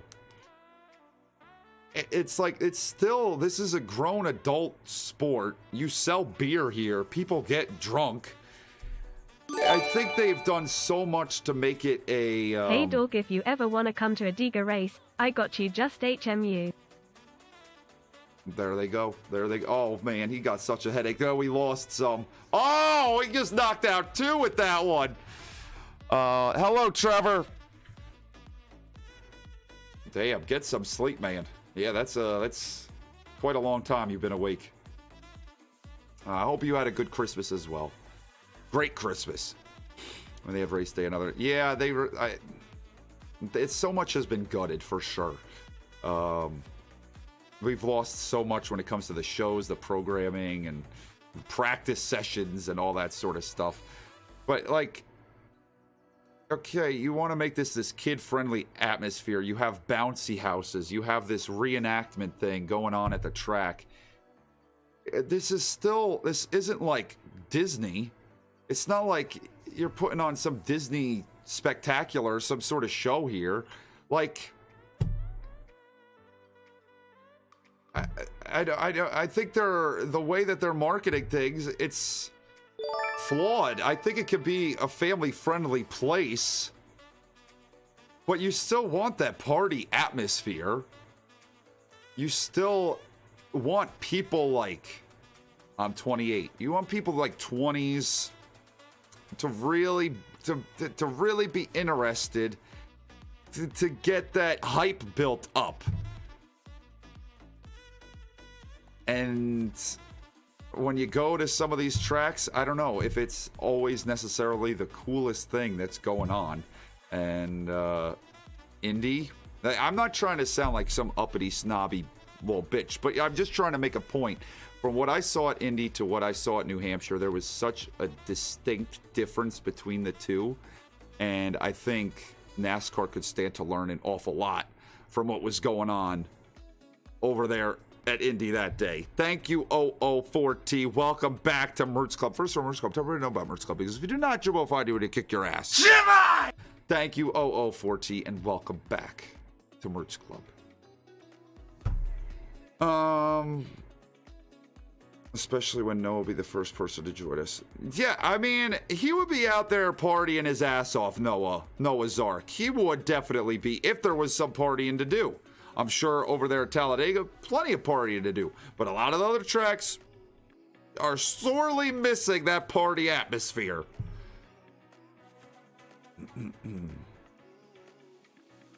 I mean, you look at F1. Look at what a party they've made every single one of their races. I know it's like, I'm sure a lot of people are getting tired of the comparison between NASCAR and Formula One, but you can't look past what Formula One has done at getting like this certain, 18 to 35. I think that's the demographic like everybody covets for. Formula One has grabbed hold of that with like both hands and ain't letting go. Like, they've done a really good job at marketing to that crowd. And it shows at the racetrack. People are fucking going nuts and having a hell of a good time. They got like different parties happening all at different spots of the track. Like, the whole weekend has big name people. NASCAR's still bringing in bands that were hot 40 years ago. Not to say they don't have good music, but it's not current, it's not trendy, it's not a cool place to be. That's my opinion. I don't know what you guys think. I still love going to the racetrack. I love watching a NASCAR race in person. It's a lot of fun. I still have a lot of fun with it, but I'm speaking to the point of why isn't it growing at the same rate, at the same level that F1 has grown the last last few years? They don't do anything to... They don't really change much. They keep their traditions and they just stick to what works, what they think works. And I think that's part of the issue is, I've said it before, the France family has complete control and say over everything that goes on. Liberty Media is this big, massive group of people that bought out Formula One. You know how many different thoughts and ideas are probably going around where they're discussing what they're going to do with Formula One? It's not just one family. There's so many different people with so many different backgrounds that have made Formula One into what it is now. Kevin Barb, thank you for the 2. It was better in NASCAR, but F1 is... That's a good way to put it. Racing is better in NASCAR, but F1 is sexy. That's a damn good way to put it. F1 has the sex appeal, but the race is better in NASCAR. If NASCAR could just get their heads out of their asses and stop thinking they're right about everything, they could be sexy too. So we went to Charlotte and Pocono this year. You could definitely tell the difference. Are you saying, like, I think Pocono would probably be... Pocono, though, people get kind of crazy at Pocono at times. At times. It's not all the time, but sometimes. It used to be a lot worse. It's gotten more party atmosphere in Pocono. It's like people have accepted that Pocono is this oddball, strange triangle track, and it's kind of like this meta, like cool thing in its own way sort of deal. But yeah, I could see Pocono, you know. Pocono's just barely clinging to life.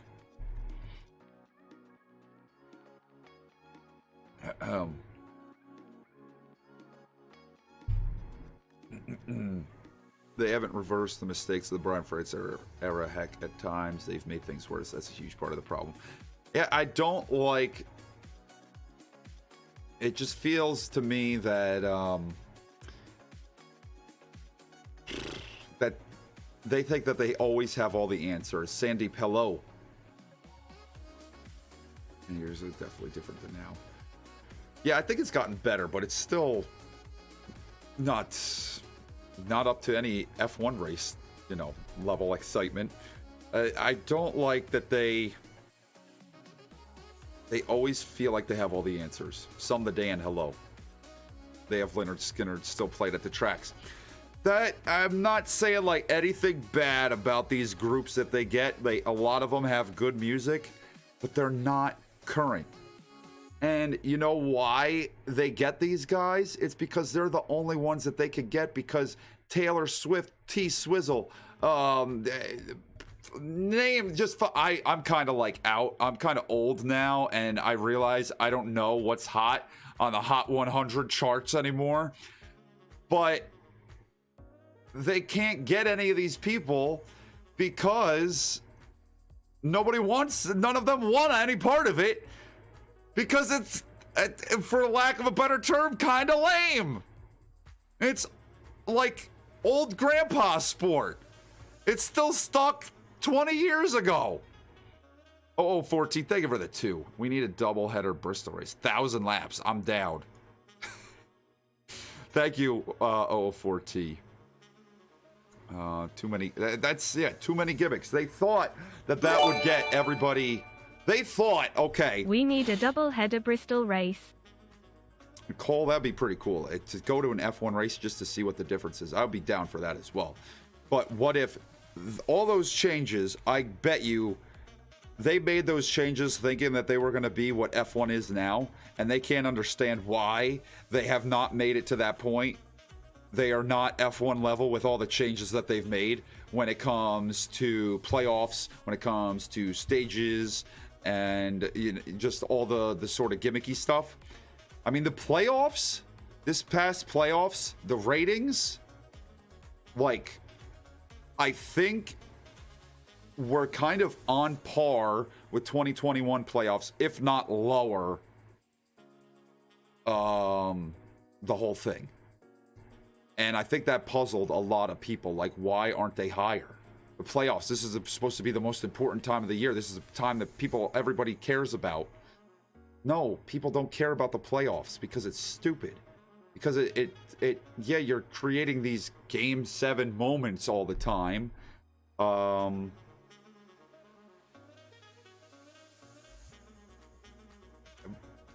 that's not really what racing is. F1 goes all year without resetting the points. Yeah, they've started to institute the sprint races, which honestly I don't think is a terrible thing. I really don't. I think that they've benefited from just injecting that little bit more of excitement. It's kind of like sort of their stage racing, sort of kind of, just you get bonus points from that. But they go all year without resetting any of the points, and you get a true champion at the end, and it feels like it means more. Last time, I feel like, and now I start thinking back to all these playoff championships that we've had. None of them, to me, really feel super authentic. I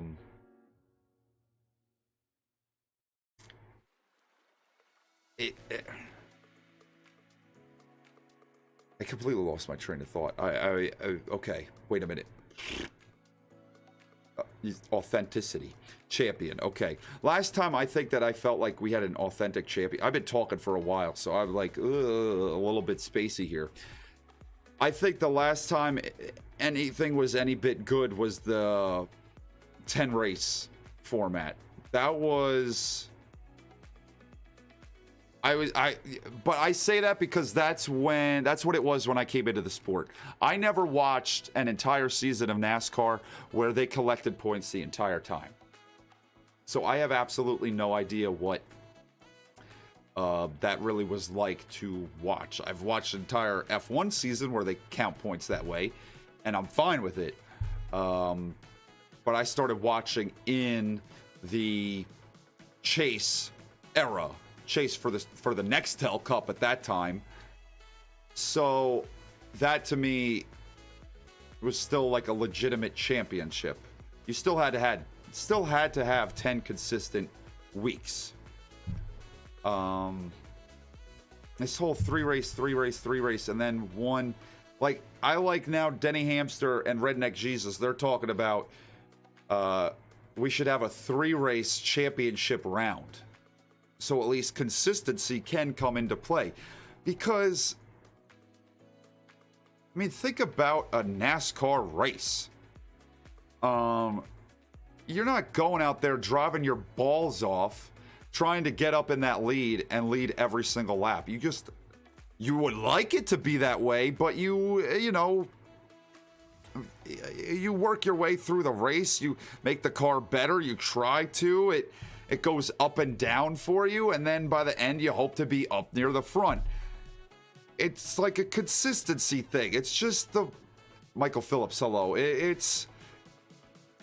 I feel like that should lend to the way the season is. Just, it's obviously not a problem if F1's able to get so many eyes where they're racing. I mean, they're racing. What they have to offer is so much worse than what NASCAR has. NASCAR goes side by side. They got pack race. They got Talladega, Daytona. They got such an advantage on them when it comes to the actual product. But they do such a terrible job packaging it and sending it to all of us. They are so bad at it. F1, there's something about it. They make you feel drama. They make you feel like every lap there's drama, and like if you're not watching this, you should be, because you're wrong. If you're not watching, there's something wrong with you. NASCAR, I just get yelled at by the announcers for 3 hours. And most of the time, I don't even know what the fuck they're talking about.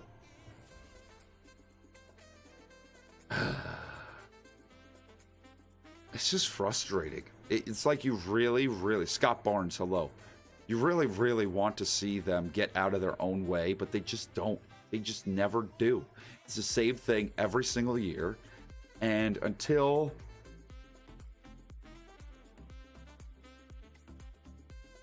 someone else steps in, and it's not all, like, I guess Ben Kennedy is the best we've got right now, because he's at least changing up the schedule, going to some different places and shaking it up. But you need someone to like shake them and just say, you don't need the fucking playoffs.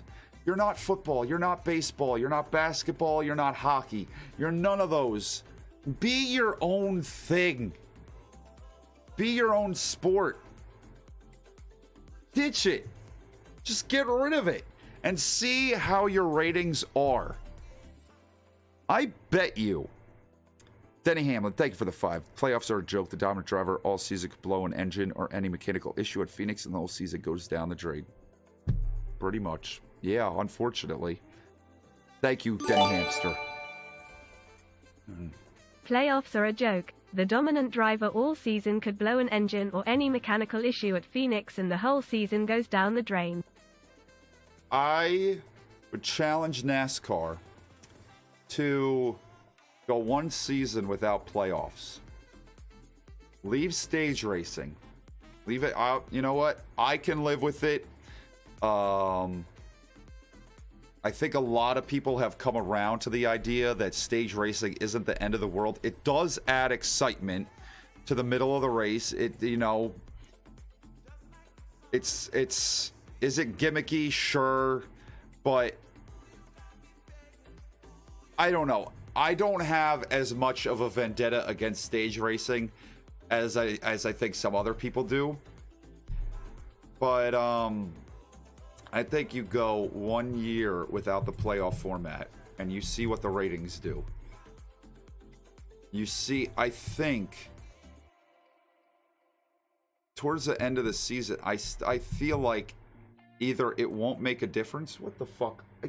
God damn it. I'm knocking the damn... I think it's this side. I don't think it's going to make a difference. I have to wonder if it would even go up. Colton, hello. I'd have to wonder if maybe it would even go, like the ratings would go up without the playoffs. I don't think it's really adding anything for them. I don't think you're benefiting at all. And, you know, William Clyde dominated the shit out of this season. He was like the only consistent driver, and he would have wrapped up the championship like 2 weeks early. But I don't know. It being the most popular driver, would that really have changed a whole hell of a lot? Would that have really made the last couple races that unwatchable to people? I think they still would have tuned in. If you... I know it wouldn't have turned me away. Buddha, thank you for the 5. NASCAR's main problem is its focus on tradition. That part of why they can't gain new fans. Thank you, Buddha. Yeah, I agree. I think that's one of their many issues that they, I don't know, that they have to find their way out of. They have to figure out. NASCAR's main problem is its focus on tradition. That part of why they can't gain new fans. Yeah, they seem pretty locked in on the whole country thing. I know, I saw someone say, like, they do have current country artists that come in. Okay, another comparison to the 500 that I went to in May. I felt like alive and like energized to be at the track at Indy. You had DJs playing, you know, current music, get you up and start moving. It was current, it was fresh, it was hip. I feel like I sound really old right now, but that's what it was. Country artists aren't really that way. They, it's not going to get you up. Yeah, okay, some of the songs, but for the majority, it's not going to be that way. And then on top of that, when the next week, even if you get some big time names one week, the next week you got like Leonard Skinner or, you know, whatever. Happy holidays, Dermal. And everything for the sake change, not attracting new fans while alienating. Well, disregarding tradition, I think there are some things, though, Ultimate Dragon, that they're like unwilling to let go of. Mainly that they know, that they think that they have the right idea on everything and they know exactly how to right this ship and make things better. That's where, first off, I would like to see them try and broaden their horizons. They shouldn't have all the answers. A France family shouldn't have all the answers. There are titans of industry that could help them out tremendously if they let them in.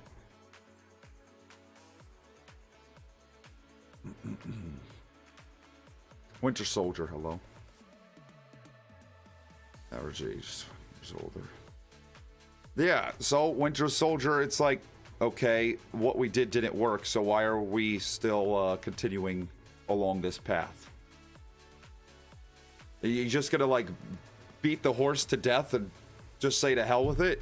Like, what else could you possibly change at this point? Now that the playoffs aren't yielding exactly what you hoped they would, what the hell else is there for you to do? One race shootouts where you eliminate however many drivers? And that field is fucking enormous. 16 drivers should not be at any sort of playoff. Because I'm going to say at least 6 of them should not have a chance at all at a championship. I know everyone was pulling for Brisk Iced Tea there in the round of 8, but if he would have been in the final 4 and fighting for a championship, that would have been an absolute travesty. JK Sunboy, hello. Devil Gavin, hello. Solastas, hello. Blissful Lexi, hello. That would have been a joke. And I mean, there have been like some times where someone gets eliminated and another person moves on, and it's just like, that's fucked up. That should not be. They should not still be running for a championship, and this guy can't. It's like top 10 at the most should be battling for a championship.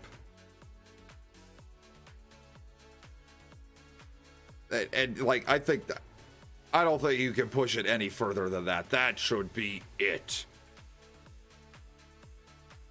Need to be open-minded. Might remove Monaco in the future, and the racing doesn't. Yeah, I mean, Ernest, that's one spot where they are latched onto tradition.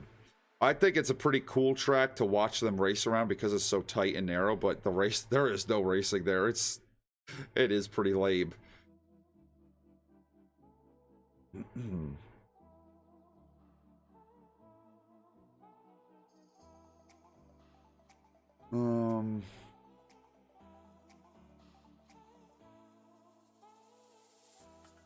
$2 from 004T. Thank you for the 2. I declare Big Toe is Briscoe's new nickname. Big Toe. What's Briscoe's T? I declare Big Toe is Briscoe's new nickname. Oh, none of them got caught in the branches. Dams. There's so many different stuff we could throw out there. Are any one of us in the industry? No. Are we all just fans that want to see the best thing out there, and like we want our sport to succeed? Yeah.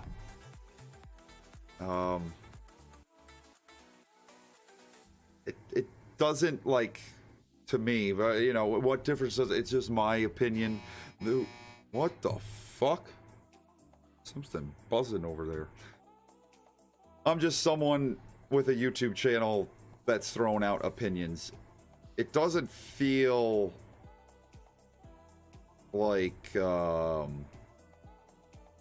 things are necessarily headed in the right direction. They want to stick with these playoffs. I just don't think it's the move. I think F1 is proving that you don't need it, and that you can have a champion clinch early in the season, and people are still going to tune in for the last couple of races because you've built a product that people find interesting. Hello, Eric.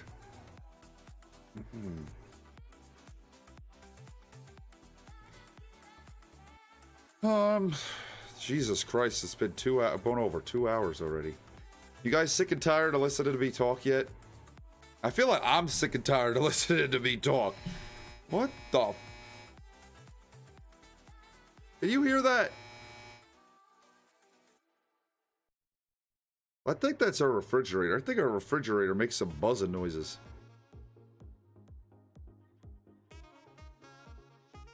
I don't know what the fuck it means, to be honest with you.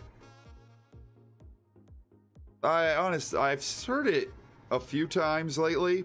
I have absolutely no idea. Why? Is it telling me it's some? Do you need changing? Does your diaper need change? I don't know. I have absolutely no idea what's going on with that thing. Next on the championship in Japan, and the race later at Coda had 400,000 people there. It was one of the best races of the season. There's something there. It's because they get people interested. They have a good game, a good video game. They got good TV shows, Netflix shows. And they build the absolute crap out of the race weekend. The race definitely leaves plenty to be desired, but they build it up. Shut the fuck up, Schneebly. They build it up, and yeah, the race isn't great, but you watch it because the announcers make it kind of great and watchable. And that's a big part of it too. You gotta have some announcers that don't drive the fucking viewers crazy, like the NBC guys. God almighty, Dale's the only one. Dale is the only one. I hope ESPN steps up and they take Dale with them, because I've been saying it for years. They just drive me absolutely up the fucking wall. What else was I had another point here. Oh, well, you know what we get with NASCAR? We get shitty video games. We get Austin Dillon's Life in the Fast Lane that they promote the absolute fuck out of. And we get announcers yelling at us. Make just incoherent nonsense most of the race. Shit that doesn't even matter. And, but the racing is good, unless you're on a short track now. Thank you, Cameron Francis, for the 20.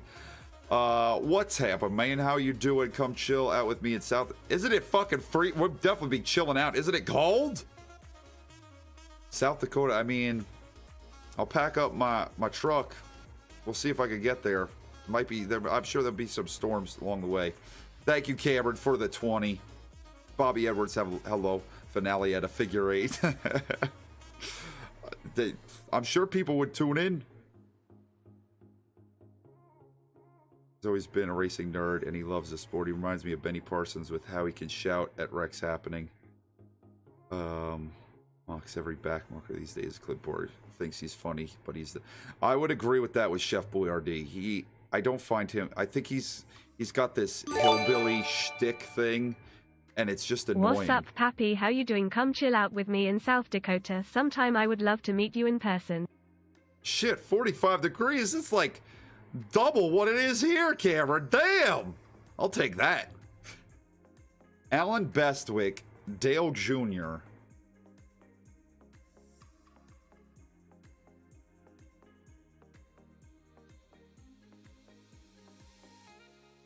Larry McReynolds will never leave Fox.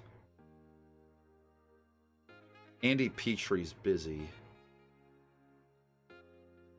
Who would be the third for ESPN? I'll tell you, okay, these are the people I like. Let's pool them all together. Alan Bestwick, Dale Jr., Dale Jarrett,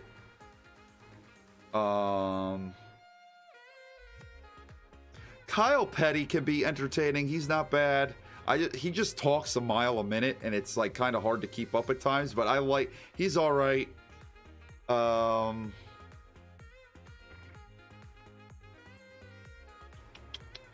don't really have much of a problem with. You know what? My thing with Mike Joy is I feel like, I don't know if it's just him, he likes to share his knowledge of things, but at times it can come off kind of know-it-all-y. I don't know what you guys think of that. I remember thinking, sadly, that McDouche did kind of an alright job when he was doing his announcing this year. It pains me to say that, but I'm just trying to think if ESPN came back and they wiped NBC off the map. Alan Bestwick, Dale Jr., and who could be the crew chief guy? Who could be? I don't know. I've really missed the days of Alan Bestwick, Andy Petrie, and DJ. Jeff Burton, no. Oliver Drag, I do not want to hear Jeff Burton commentate another race. No fucking way, no fucking no how. No, please, no, no, no. God almighty, no. Uses the fucking word advantage every other sentence. Every other sentence. Bitch always got an advantage over another bitch. There are not that many advantages out in the field. You can't be gaining that many advantages. And then his advantage shit has bled into the other guys. If you've noticed the last couple years. Now, Rick Allen says it all the time. Steve Letarte says it all the time. Even Redneck Jesus says it a lot. All because Jeff Burton can't shut the fuck up about fucking advantages. Pisses me off, man. God damn. Drives me crazy. I can't. Like, Jeff Burton is not an announcer, man. Oh my God. But then you go on Twitter and everybody says like, oh, NBC is 10 times better than anything Fox could put together. Okay, Fox, yeah, because Chef Boyardee with his hillbilly gag is really, it's annoying. It does annoy the hell out of me. He thinks he's funny, but he's not really that funny. At times he's funny, but not really.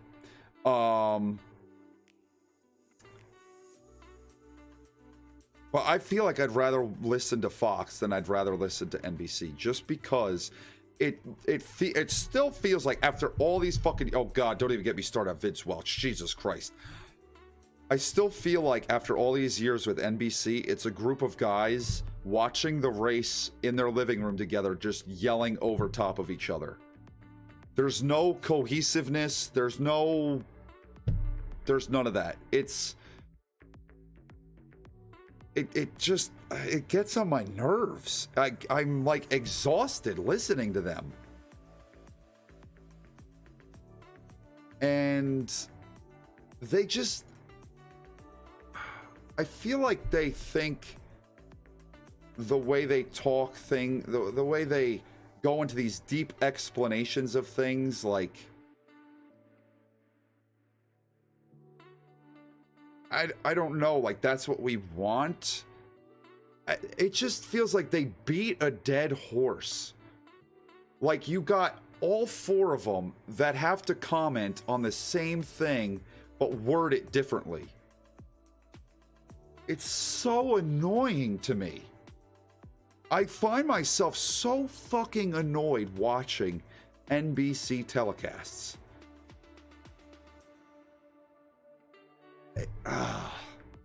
I don't know. The only thing they got is Dale Jr. Fox's production, that's what's bad. They got a terrible production. But the people don't bother me as bad as the other group. It's just like, yeah, everyone yelling over top of each other and everyone trying to get their word in, and I don't like it. What about Stevie Pop-Tart? Thank you, Cameron. Steve? My problem with Steve is he's so fucking technical. What about Stevie Pop-Tart? He like Larry Mack, there's a reason he's America's crew chief. It's like he has a way of explaining things for the everyman to understand. I'm not making myself sound too smart here, but like Steve, he's just still in this crew chief mindset where he's just so super technical. And I think at times makes things like Oscar Mayer. What? Wait, what do you mean? What am I ignoring? What, Dan? What am I missing? He makes it super technical, and I think goes over the top with that, makes it more technical than it needs to be. That's my problem with Stevie Pop-Tart.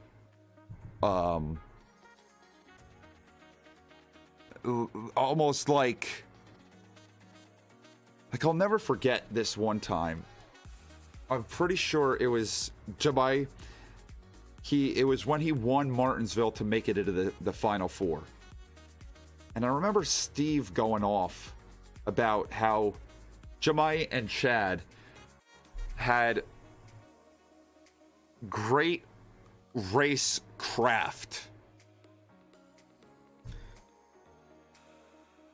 Talk about, like, inflating some egos there. Like, they were brilliant at how to run a race, and just how, yeah, they had great race craft. And I just heard that, and even though I'm a Jedi fan, I was like, okay, that's a little lame. That's a little stupid. Like, racecraft? Like, what the fuck are we trying to be here? It's like almost to the point where he's trying to sound so smart, it almost makes him sound stupid. At times. That's my feeling on Pop-Tart. Justin Neely, hello. So much better. Watching the 2007 Bristol race on FS1 and Lord of the Broadcast, so much better. Yeah, I would have to imagine. The fucking Fox wants it to be like a comedy show. The way they're going, they just want it like comedy is just as big a part of it as NASCAR is. It's the point. Well, Cabba. Yeah, but think about the way Larry McReynolds does it. He explains it in a way that isn't like coming off like he's an egghead. You get what I'm saying? Me too. I heard that word racecraft, and even now repeating it, I don't like it. That instantly turned me off from Pop-Tart. NASCAR Mario, thank you for the 2. What about the pit guys? I don't think I really have a problem with any of the pit people. Jamie Little, really good. Matt Yoakum, really good. Marty Snyder, I like him. Parker's good. You gotta be busy now, though. Yeah, I don't really have a problem with anyone in the pits. That's another problem because they don't take themselves serious. Well, see, okay. Fox doesn't take themselves seriously at all. NBC takes themselves way, way too seriously. But, like, to the point where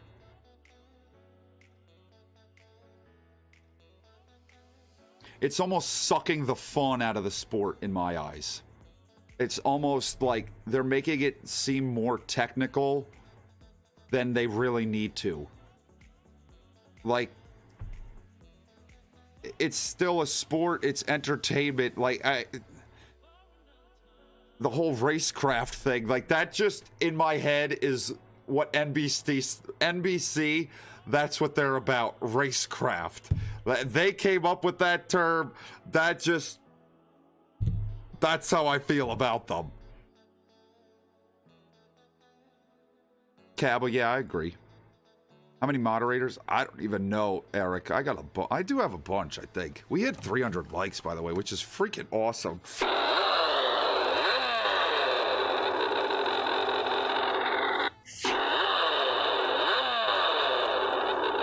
Dave Burns is good.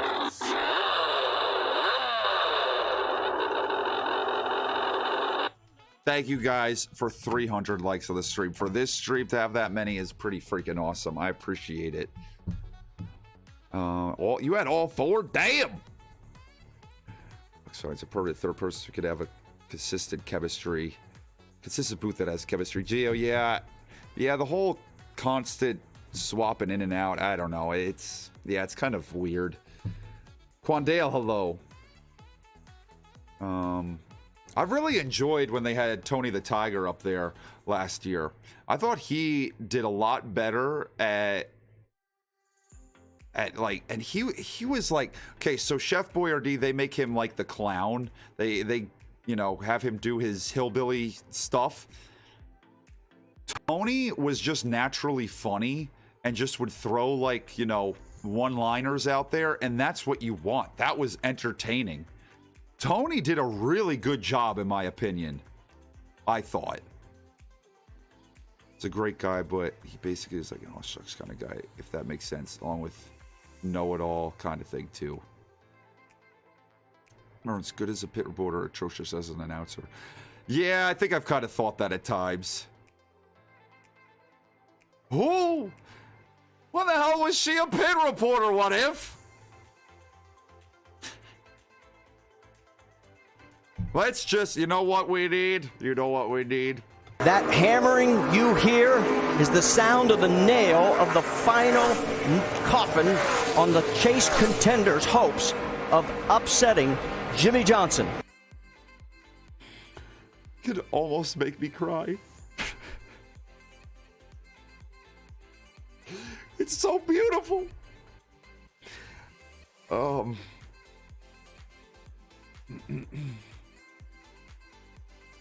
Kansas, he was also good at the booth. Karn. What's up, Karn? That was funny when they had him call Giggles. Remember that? AC Fairgrounds, hello. They had, yeah, they had him call Giggles at Auto Club. That was funny.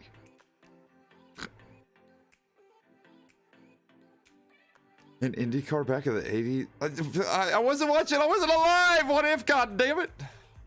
How am I supposed to just know that? If Tony wasn't busy with owning a team, I'd say replace Clint with Tony and throw in JB. Yeah, I mean, not bad. I don't think. I think there are plenty of competent people that would do a really good job with the announcing. I think that they are sticking with some of the wrong people. And I mean, think about it. That's your first line to the audience. If you have a group of people that the viewer can't stand to really listen to, and they're not going to be engaged that way, I think they're more likely to leave. You can't stand to listen to the person. You're not going to watch it on mute. Though we have done that here. Girlfriend Jess, like, she says the same thing about NBC. She can't stand to listen to him, so she just puts it on mute. So then we're just sitting in the room silently. Kaba, I'm sure the hell you do. Ty Bushy, hello. Marty Reed, I don't think he's ever coming back. I don't think he needs to. There was a point where I really liked him. I think he was calling like a Memphis, like the last race at Memphis in Xfinity. And I think I was like, damn, he's good. I wish he would call more races. I didn't know anything like his backstory at that point. And then they put him up in the booth and oh my God. Blah, blah, blah, blah, blah, blah. Shall we listen to it again? That hammering you hear is the sound of the nail of the final coffin on the Chase contenders' hopes of upsetting Jimmy Johnson. Wait, the what? Tell me that again. That hammering you hear is the sound of the nail of the final coffin on the Chase contenders' hopes of upsetting Jimmy Johnson. Coffin. The sound of the nail of the final coffin. I see I raised a bitch!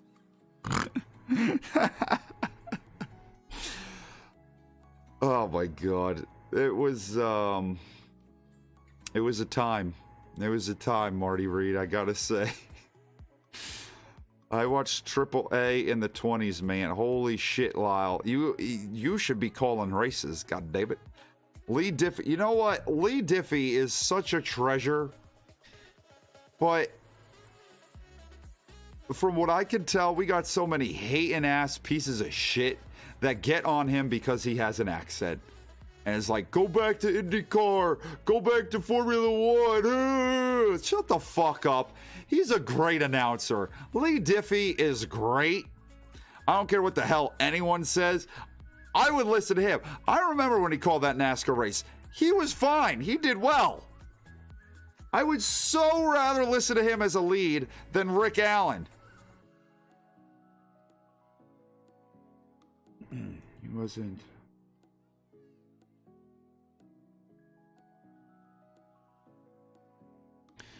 Yeah, I mean, I don't know. Marty Reed, he was. I didn't like hate listening to him, but there was so many like stumbles that I do remember that.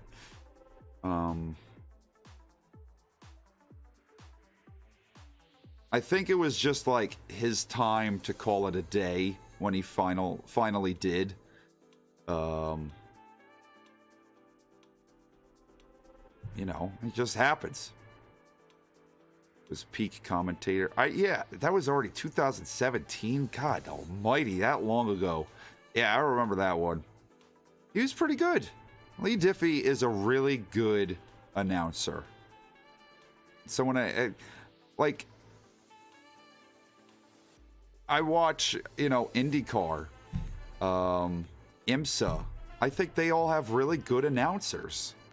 It's just for whatever the reason, NASCAR, whether it's NBC thinking that they gotta teach you a lesson every single second, with them all talking all over each other and being super informative instead of just letting the race breathe. Whether it's that or Fox's Clint Boyer, hey haw, hey haw, hey. We don't get anything in the middle. And that's annoying. There's something that I just wanted to say. Oh, one thing about NBC that I was wondering if anybody else, Scott Barnes, hello. I was wondering if anybody else has ever like felt this way. Think about like the ESPN days or even the Fox days. Brandon Wheeler, what's up? Melon Clips, what's up? Where they'd be like, or like, yeah, Alan Bestwick or Jerry Punch. I liked Jerry Punch. A lot of people gave Jerry Punch crap as an announcer. I really enjoyed listening to him back in the day. But anyway, they would build up, you know, the start, and they'd be like, all right, now we're getting underway. And then the cars would take off, the green flag would wave, the cars would go. They'd probably be like half a lap, 3/4 of a lap in, maybe a full lap in, before they start talking. What does NBC do? Rick Allen says 500 is underway.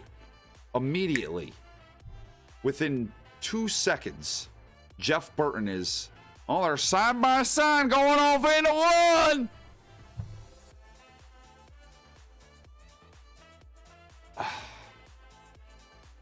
They don't, that's my problem with them. Now we finally gotten to it. They do not let the moment ever speak for itself. They always feel that they need to be talking no matter what's going on. Let the moment just breathe. That it drives me up the fucking wall. Yeah, they just start rambling. Exactly. Cabell, why? Why did he deserve it? Tell me. Hello, Lovey Barkley, hello.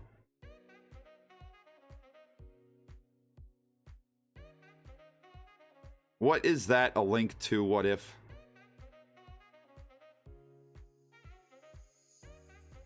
The Pinky, I don't think they do it they don't do it the same way. Like Mike is the type where he just lets it breathe a little bit before they start talking.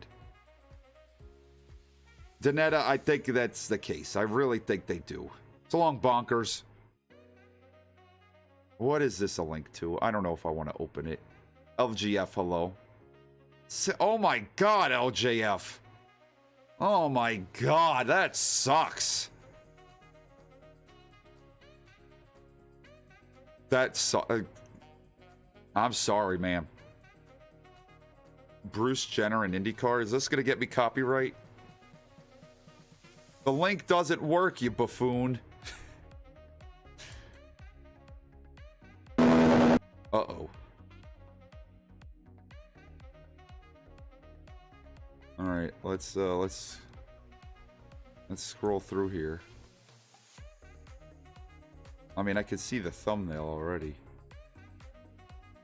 How in the world did Bruce Jenner become an IndyCar pit road reporter? Why and how?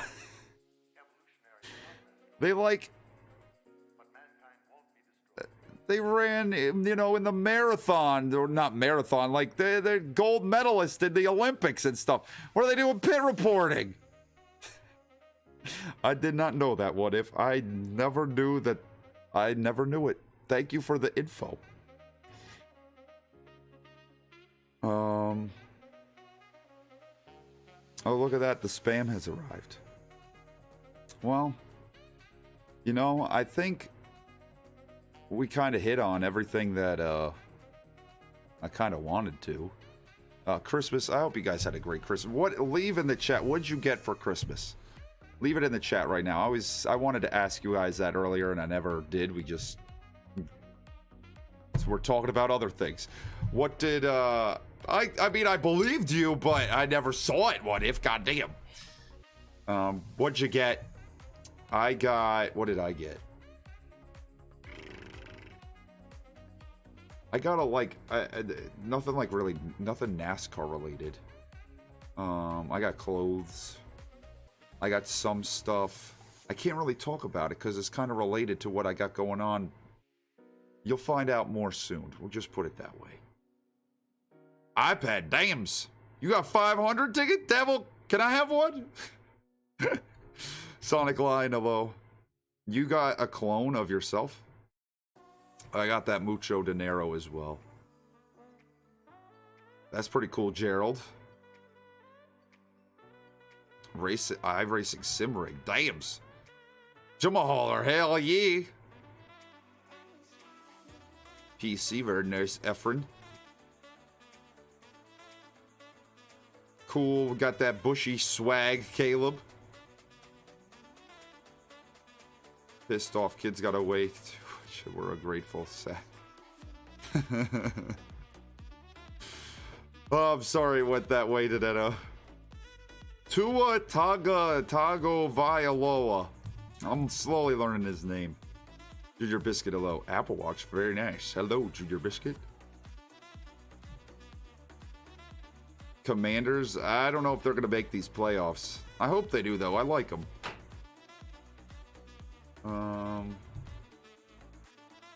Hope you getting a lot of this mess off your back and words helped a lot. Yeah, Bumblebee, I think it was good to talk out a lot of this shit. Just have one night where I'm not obsessed with the way all this is going and like the numbers and everything, and just relax and chill with all of you, talk, you know, just have a conversation, like take it easy. So I appreciate like all of you guys tuning in tonight, watching, supporting this stream. And I don't know, the MOOBS cave, will it be back? I don't intend, this isn't going to be like a weekly thing or anything like that. It's going to be, it's probably going to be when I got shit to talk about, to be honest with you, which I think could come about next month. So maybe sometime in January, maybe late January, maybe in February. I don't fucking know. Maybe we'll do another one of these, but it's going to be just, yeah, kind of, there's not going to be any rhythm to it, no rhyme or reason. It's just going to be, yeah, it's Gonna be when I guess I feel like it's something that I need to do. I mean, is this something you guys would want to listen to again? Something you want more of? Like, was it a good listen? Do you like the podcast format? Do you like me just shooting the shit with y'all and talking about whatever? I know there were like some things that took up the majority of the time. I'm sure as like the season gets closer, we'd have like a lot more to talk about. And but there were just these like major things that I guess took up most of the time, so I didn't really get into much else. Discord call, we'll do Discord calls. Let it stay and be down for more. We want more. Well, I'm happy to hear it.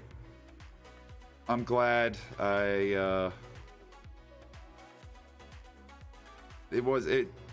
did feel good to just take like a step back and just relax for once and not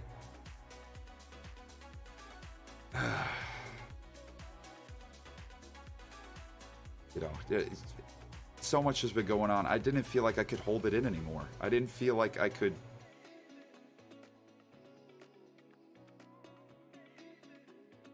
and I stopped doing that. I stopped letting you guys in as much as I used to. And I just feel like that was always something that it was like this connection that we had. But whenever I had shit going on in my life, I could come to you and we could talk it out, and I would feel somewhat better after that. I'm like big. It helps me a lot to just talk things out and hear different opinions. That definitely makes a world of difference for me. So yeah, I could definitely come back and do it more, and I think I speak for everyone here when I say we love you, bro. We just want to talk. We're all here down to just chat. Thank you, Cowboy. Thank you for the super chat. I think I speak for everyone here when I say we love you, bro. Whenever you just want to talk, we're all here and down to just chat. Can you stop dropping shit on my head? All right. I had to make sure I was looking the right way. I think we're done for the night. I'm sorry. You could go and just wear a helmet next time, if anything.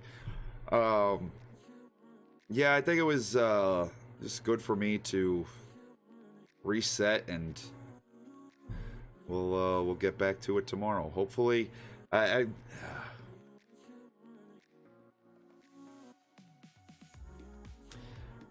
tell you, the YouTube thing is tough.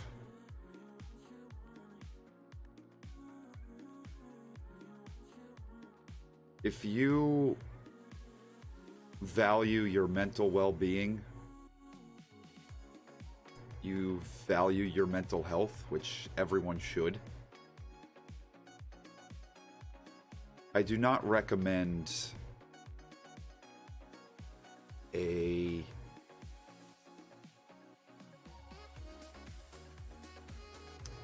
I do not recommend becoming a content creator on YouTube. The amount of mind games that you play, the amount of... I mean, if you're like someone that can get away with just throwing a video out and it's just like naturally comes to you, this is, I think, fewer and farther between. Like Mr. Beast, you know, you can't compare yourself to him. He puts a video out like once a month, and every single one of them gets like 100 million views. Like, being that's most people that try to be a content creator on YouTube are not. They're never going to be that. You could strive for it, but it's 99% chance it's not going to happen. I know so many people that are creators that at some point it affects them mentally in a really negative way. And it's just the way the system is built. It's the way YouTube works. you have constantly got to be uploading and coming up with new content and new ideas in order to stay relevant and to be able to grow the channel and to keep it afloat and to make it a job. It's not a game. It's not a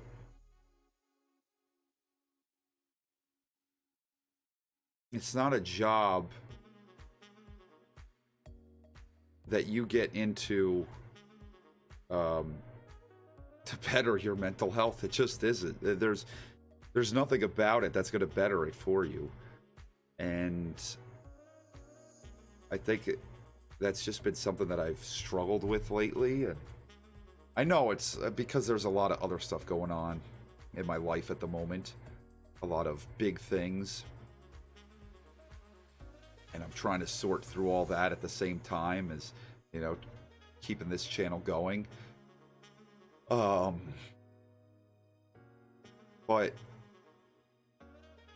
yeah, I know that I'm sure there's so many people that think it's like this glamorous, amazing thing, but literally everything that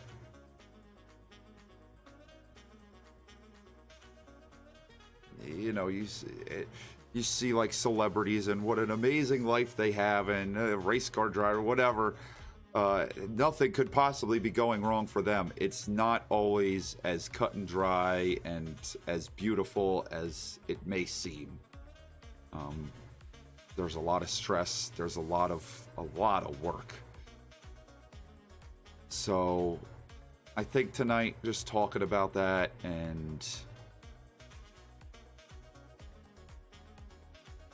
really this stream is me being easy on myself and me finally taking just a chill pill and just not freaking myself out, not trying to just come up with another, you know, racing stream.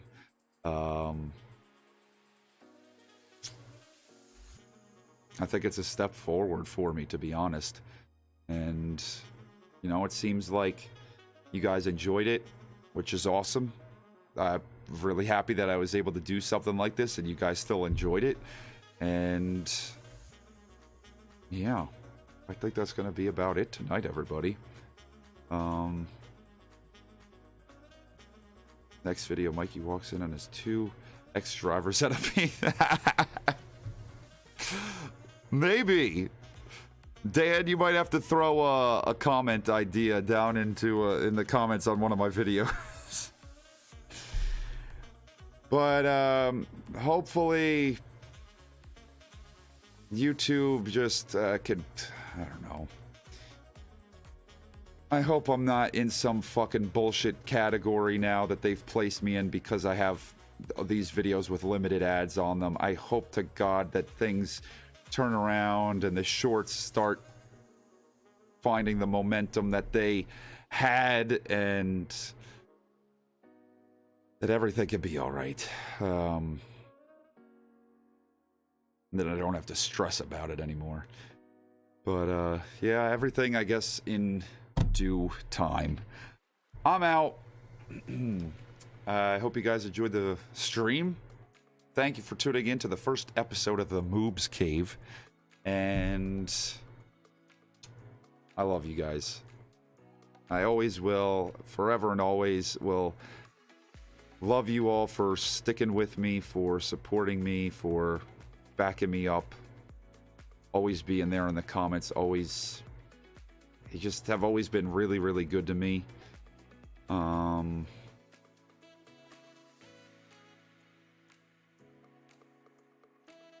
I mean, just the fact that I'm able to sit here and talk for almost 3 hours, and I had like 200 of you guys watching it, it just, not a lot of people get that opportunity, and it's not, this chance, it's not something that I take lightly, and that's why I continue to push myself, because I know that I'm in a spot that a lot of people dream of and wish that they could be in. So I'm going to continue to do everything I can to entertain you fine folks. I got a video. Well, I got to finish editing a video, but I'll have a video tomorrow for you. I'm sure another short. I'll come up with something. I'll see what the fuck YouTube does with it. And I think that's about it. We just hit 325 likes. Thank you all very, very, very much for all the likes on this stream. I am out. See you in the next video. Stream on Thursday. You know, it's all the same shit. I'll probably game on Thursday. Because like I said, this MOOBS Cave thing, it's going to be whenever the fuck I feel like it. Because that's what this is about, isn't it? See you later, everybody. It is YouTube, after all.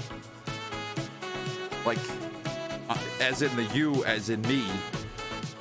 Like, I think I select what I do each day. Yeah, I like the sound of that.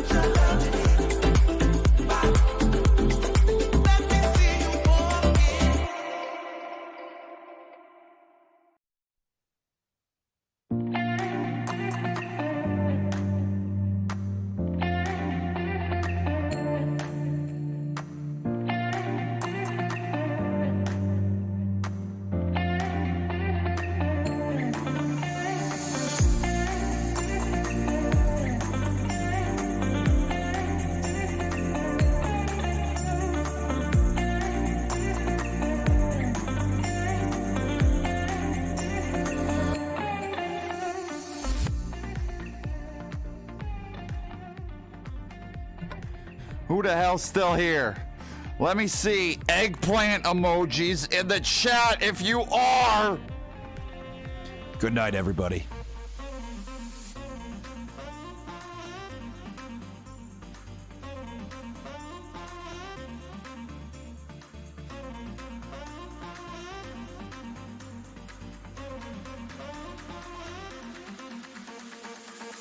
Do you want to dance?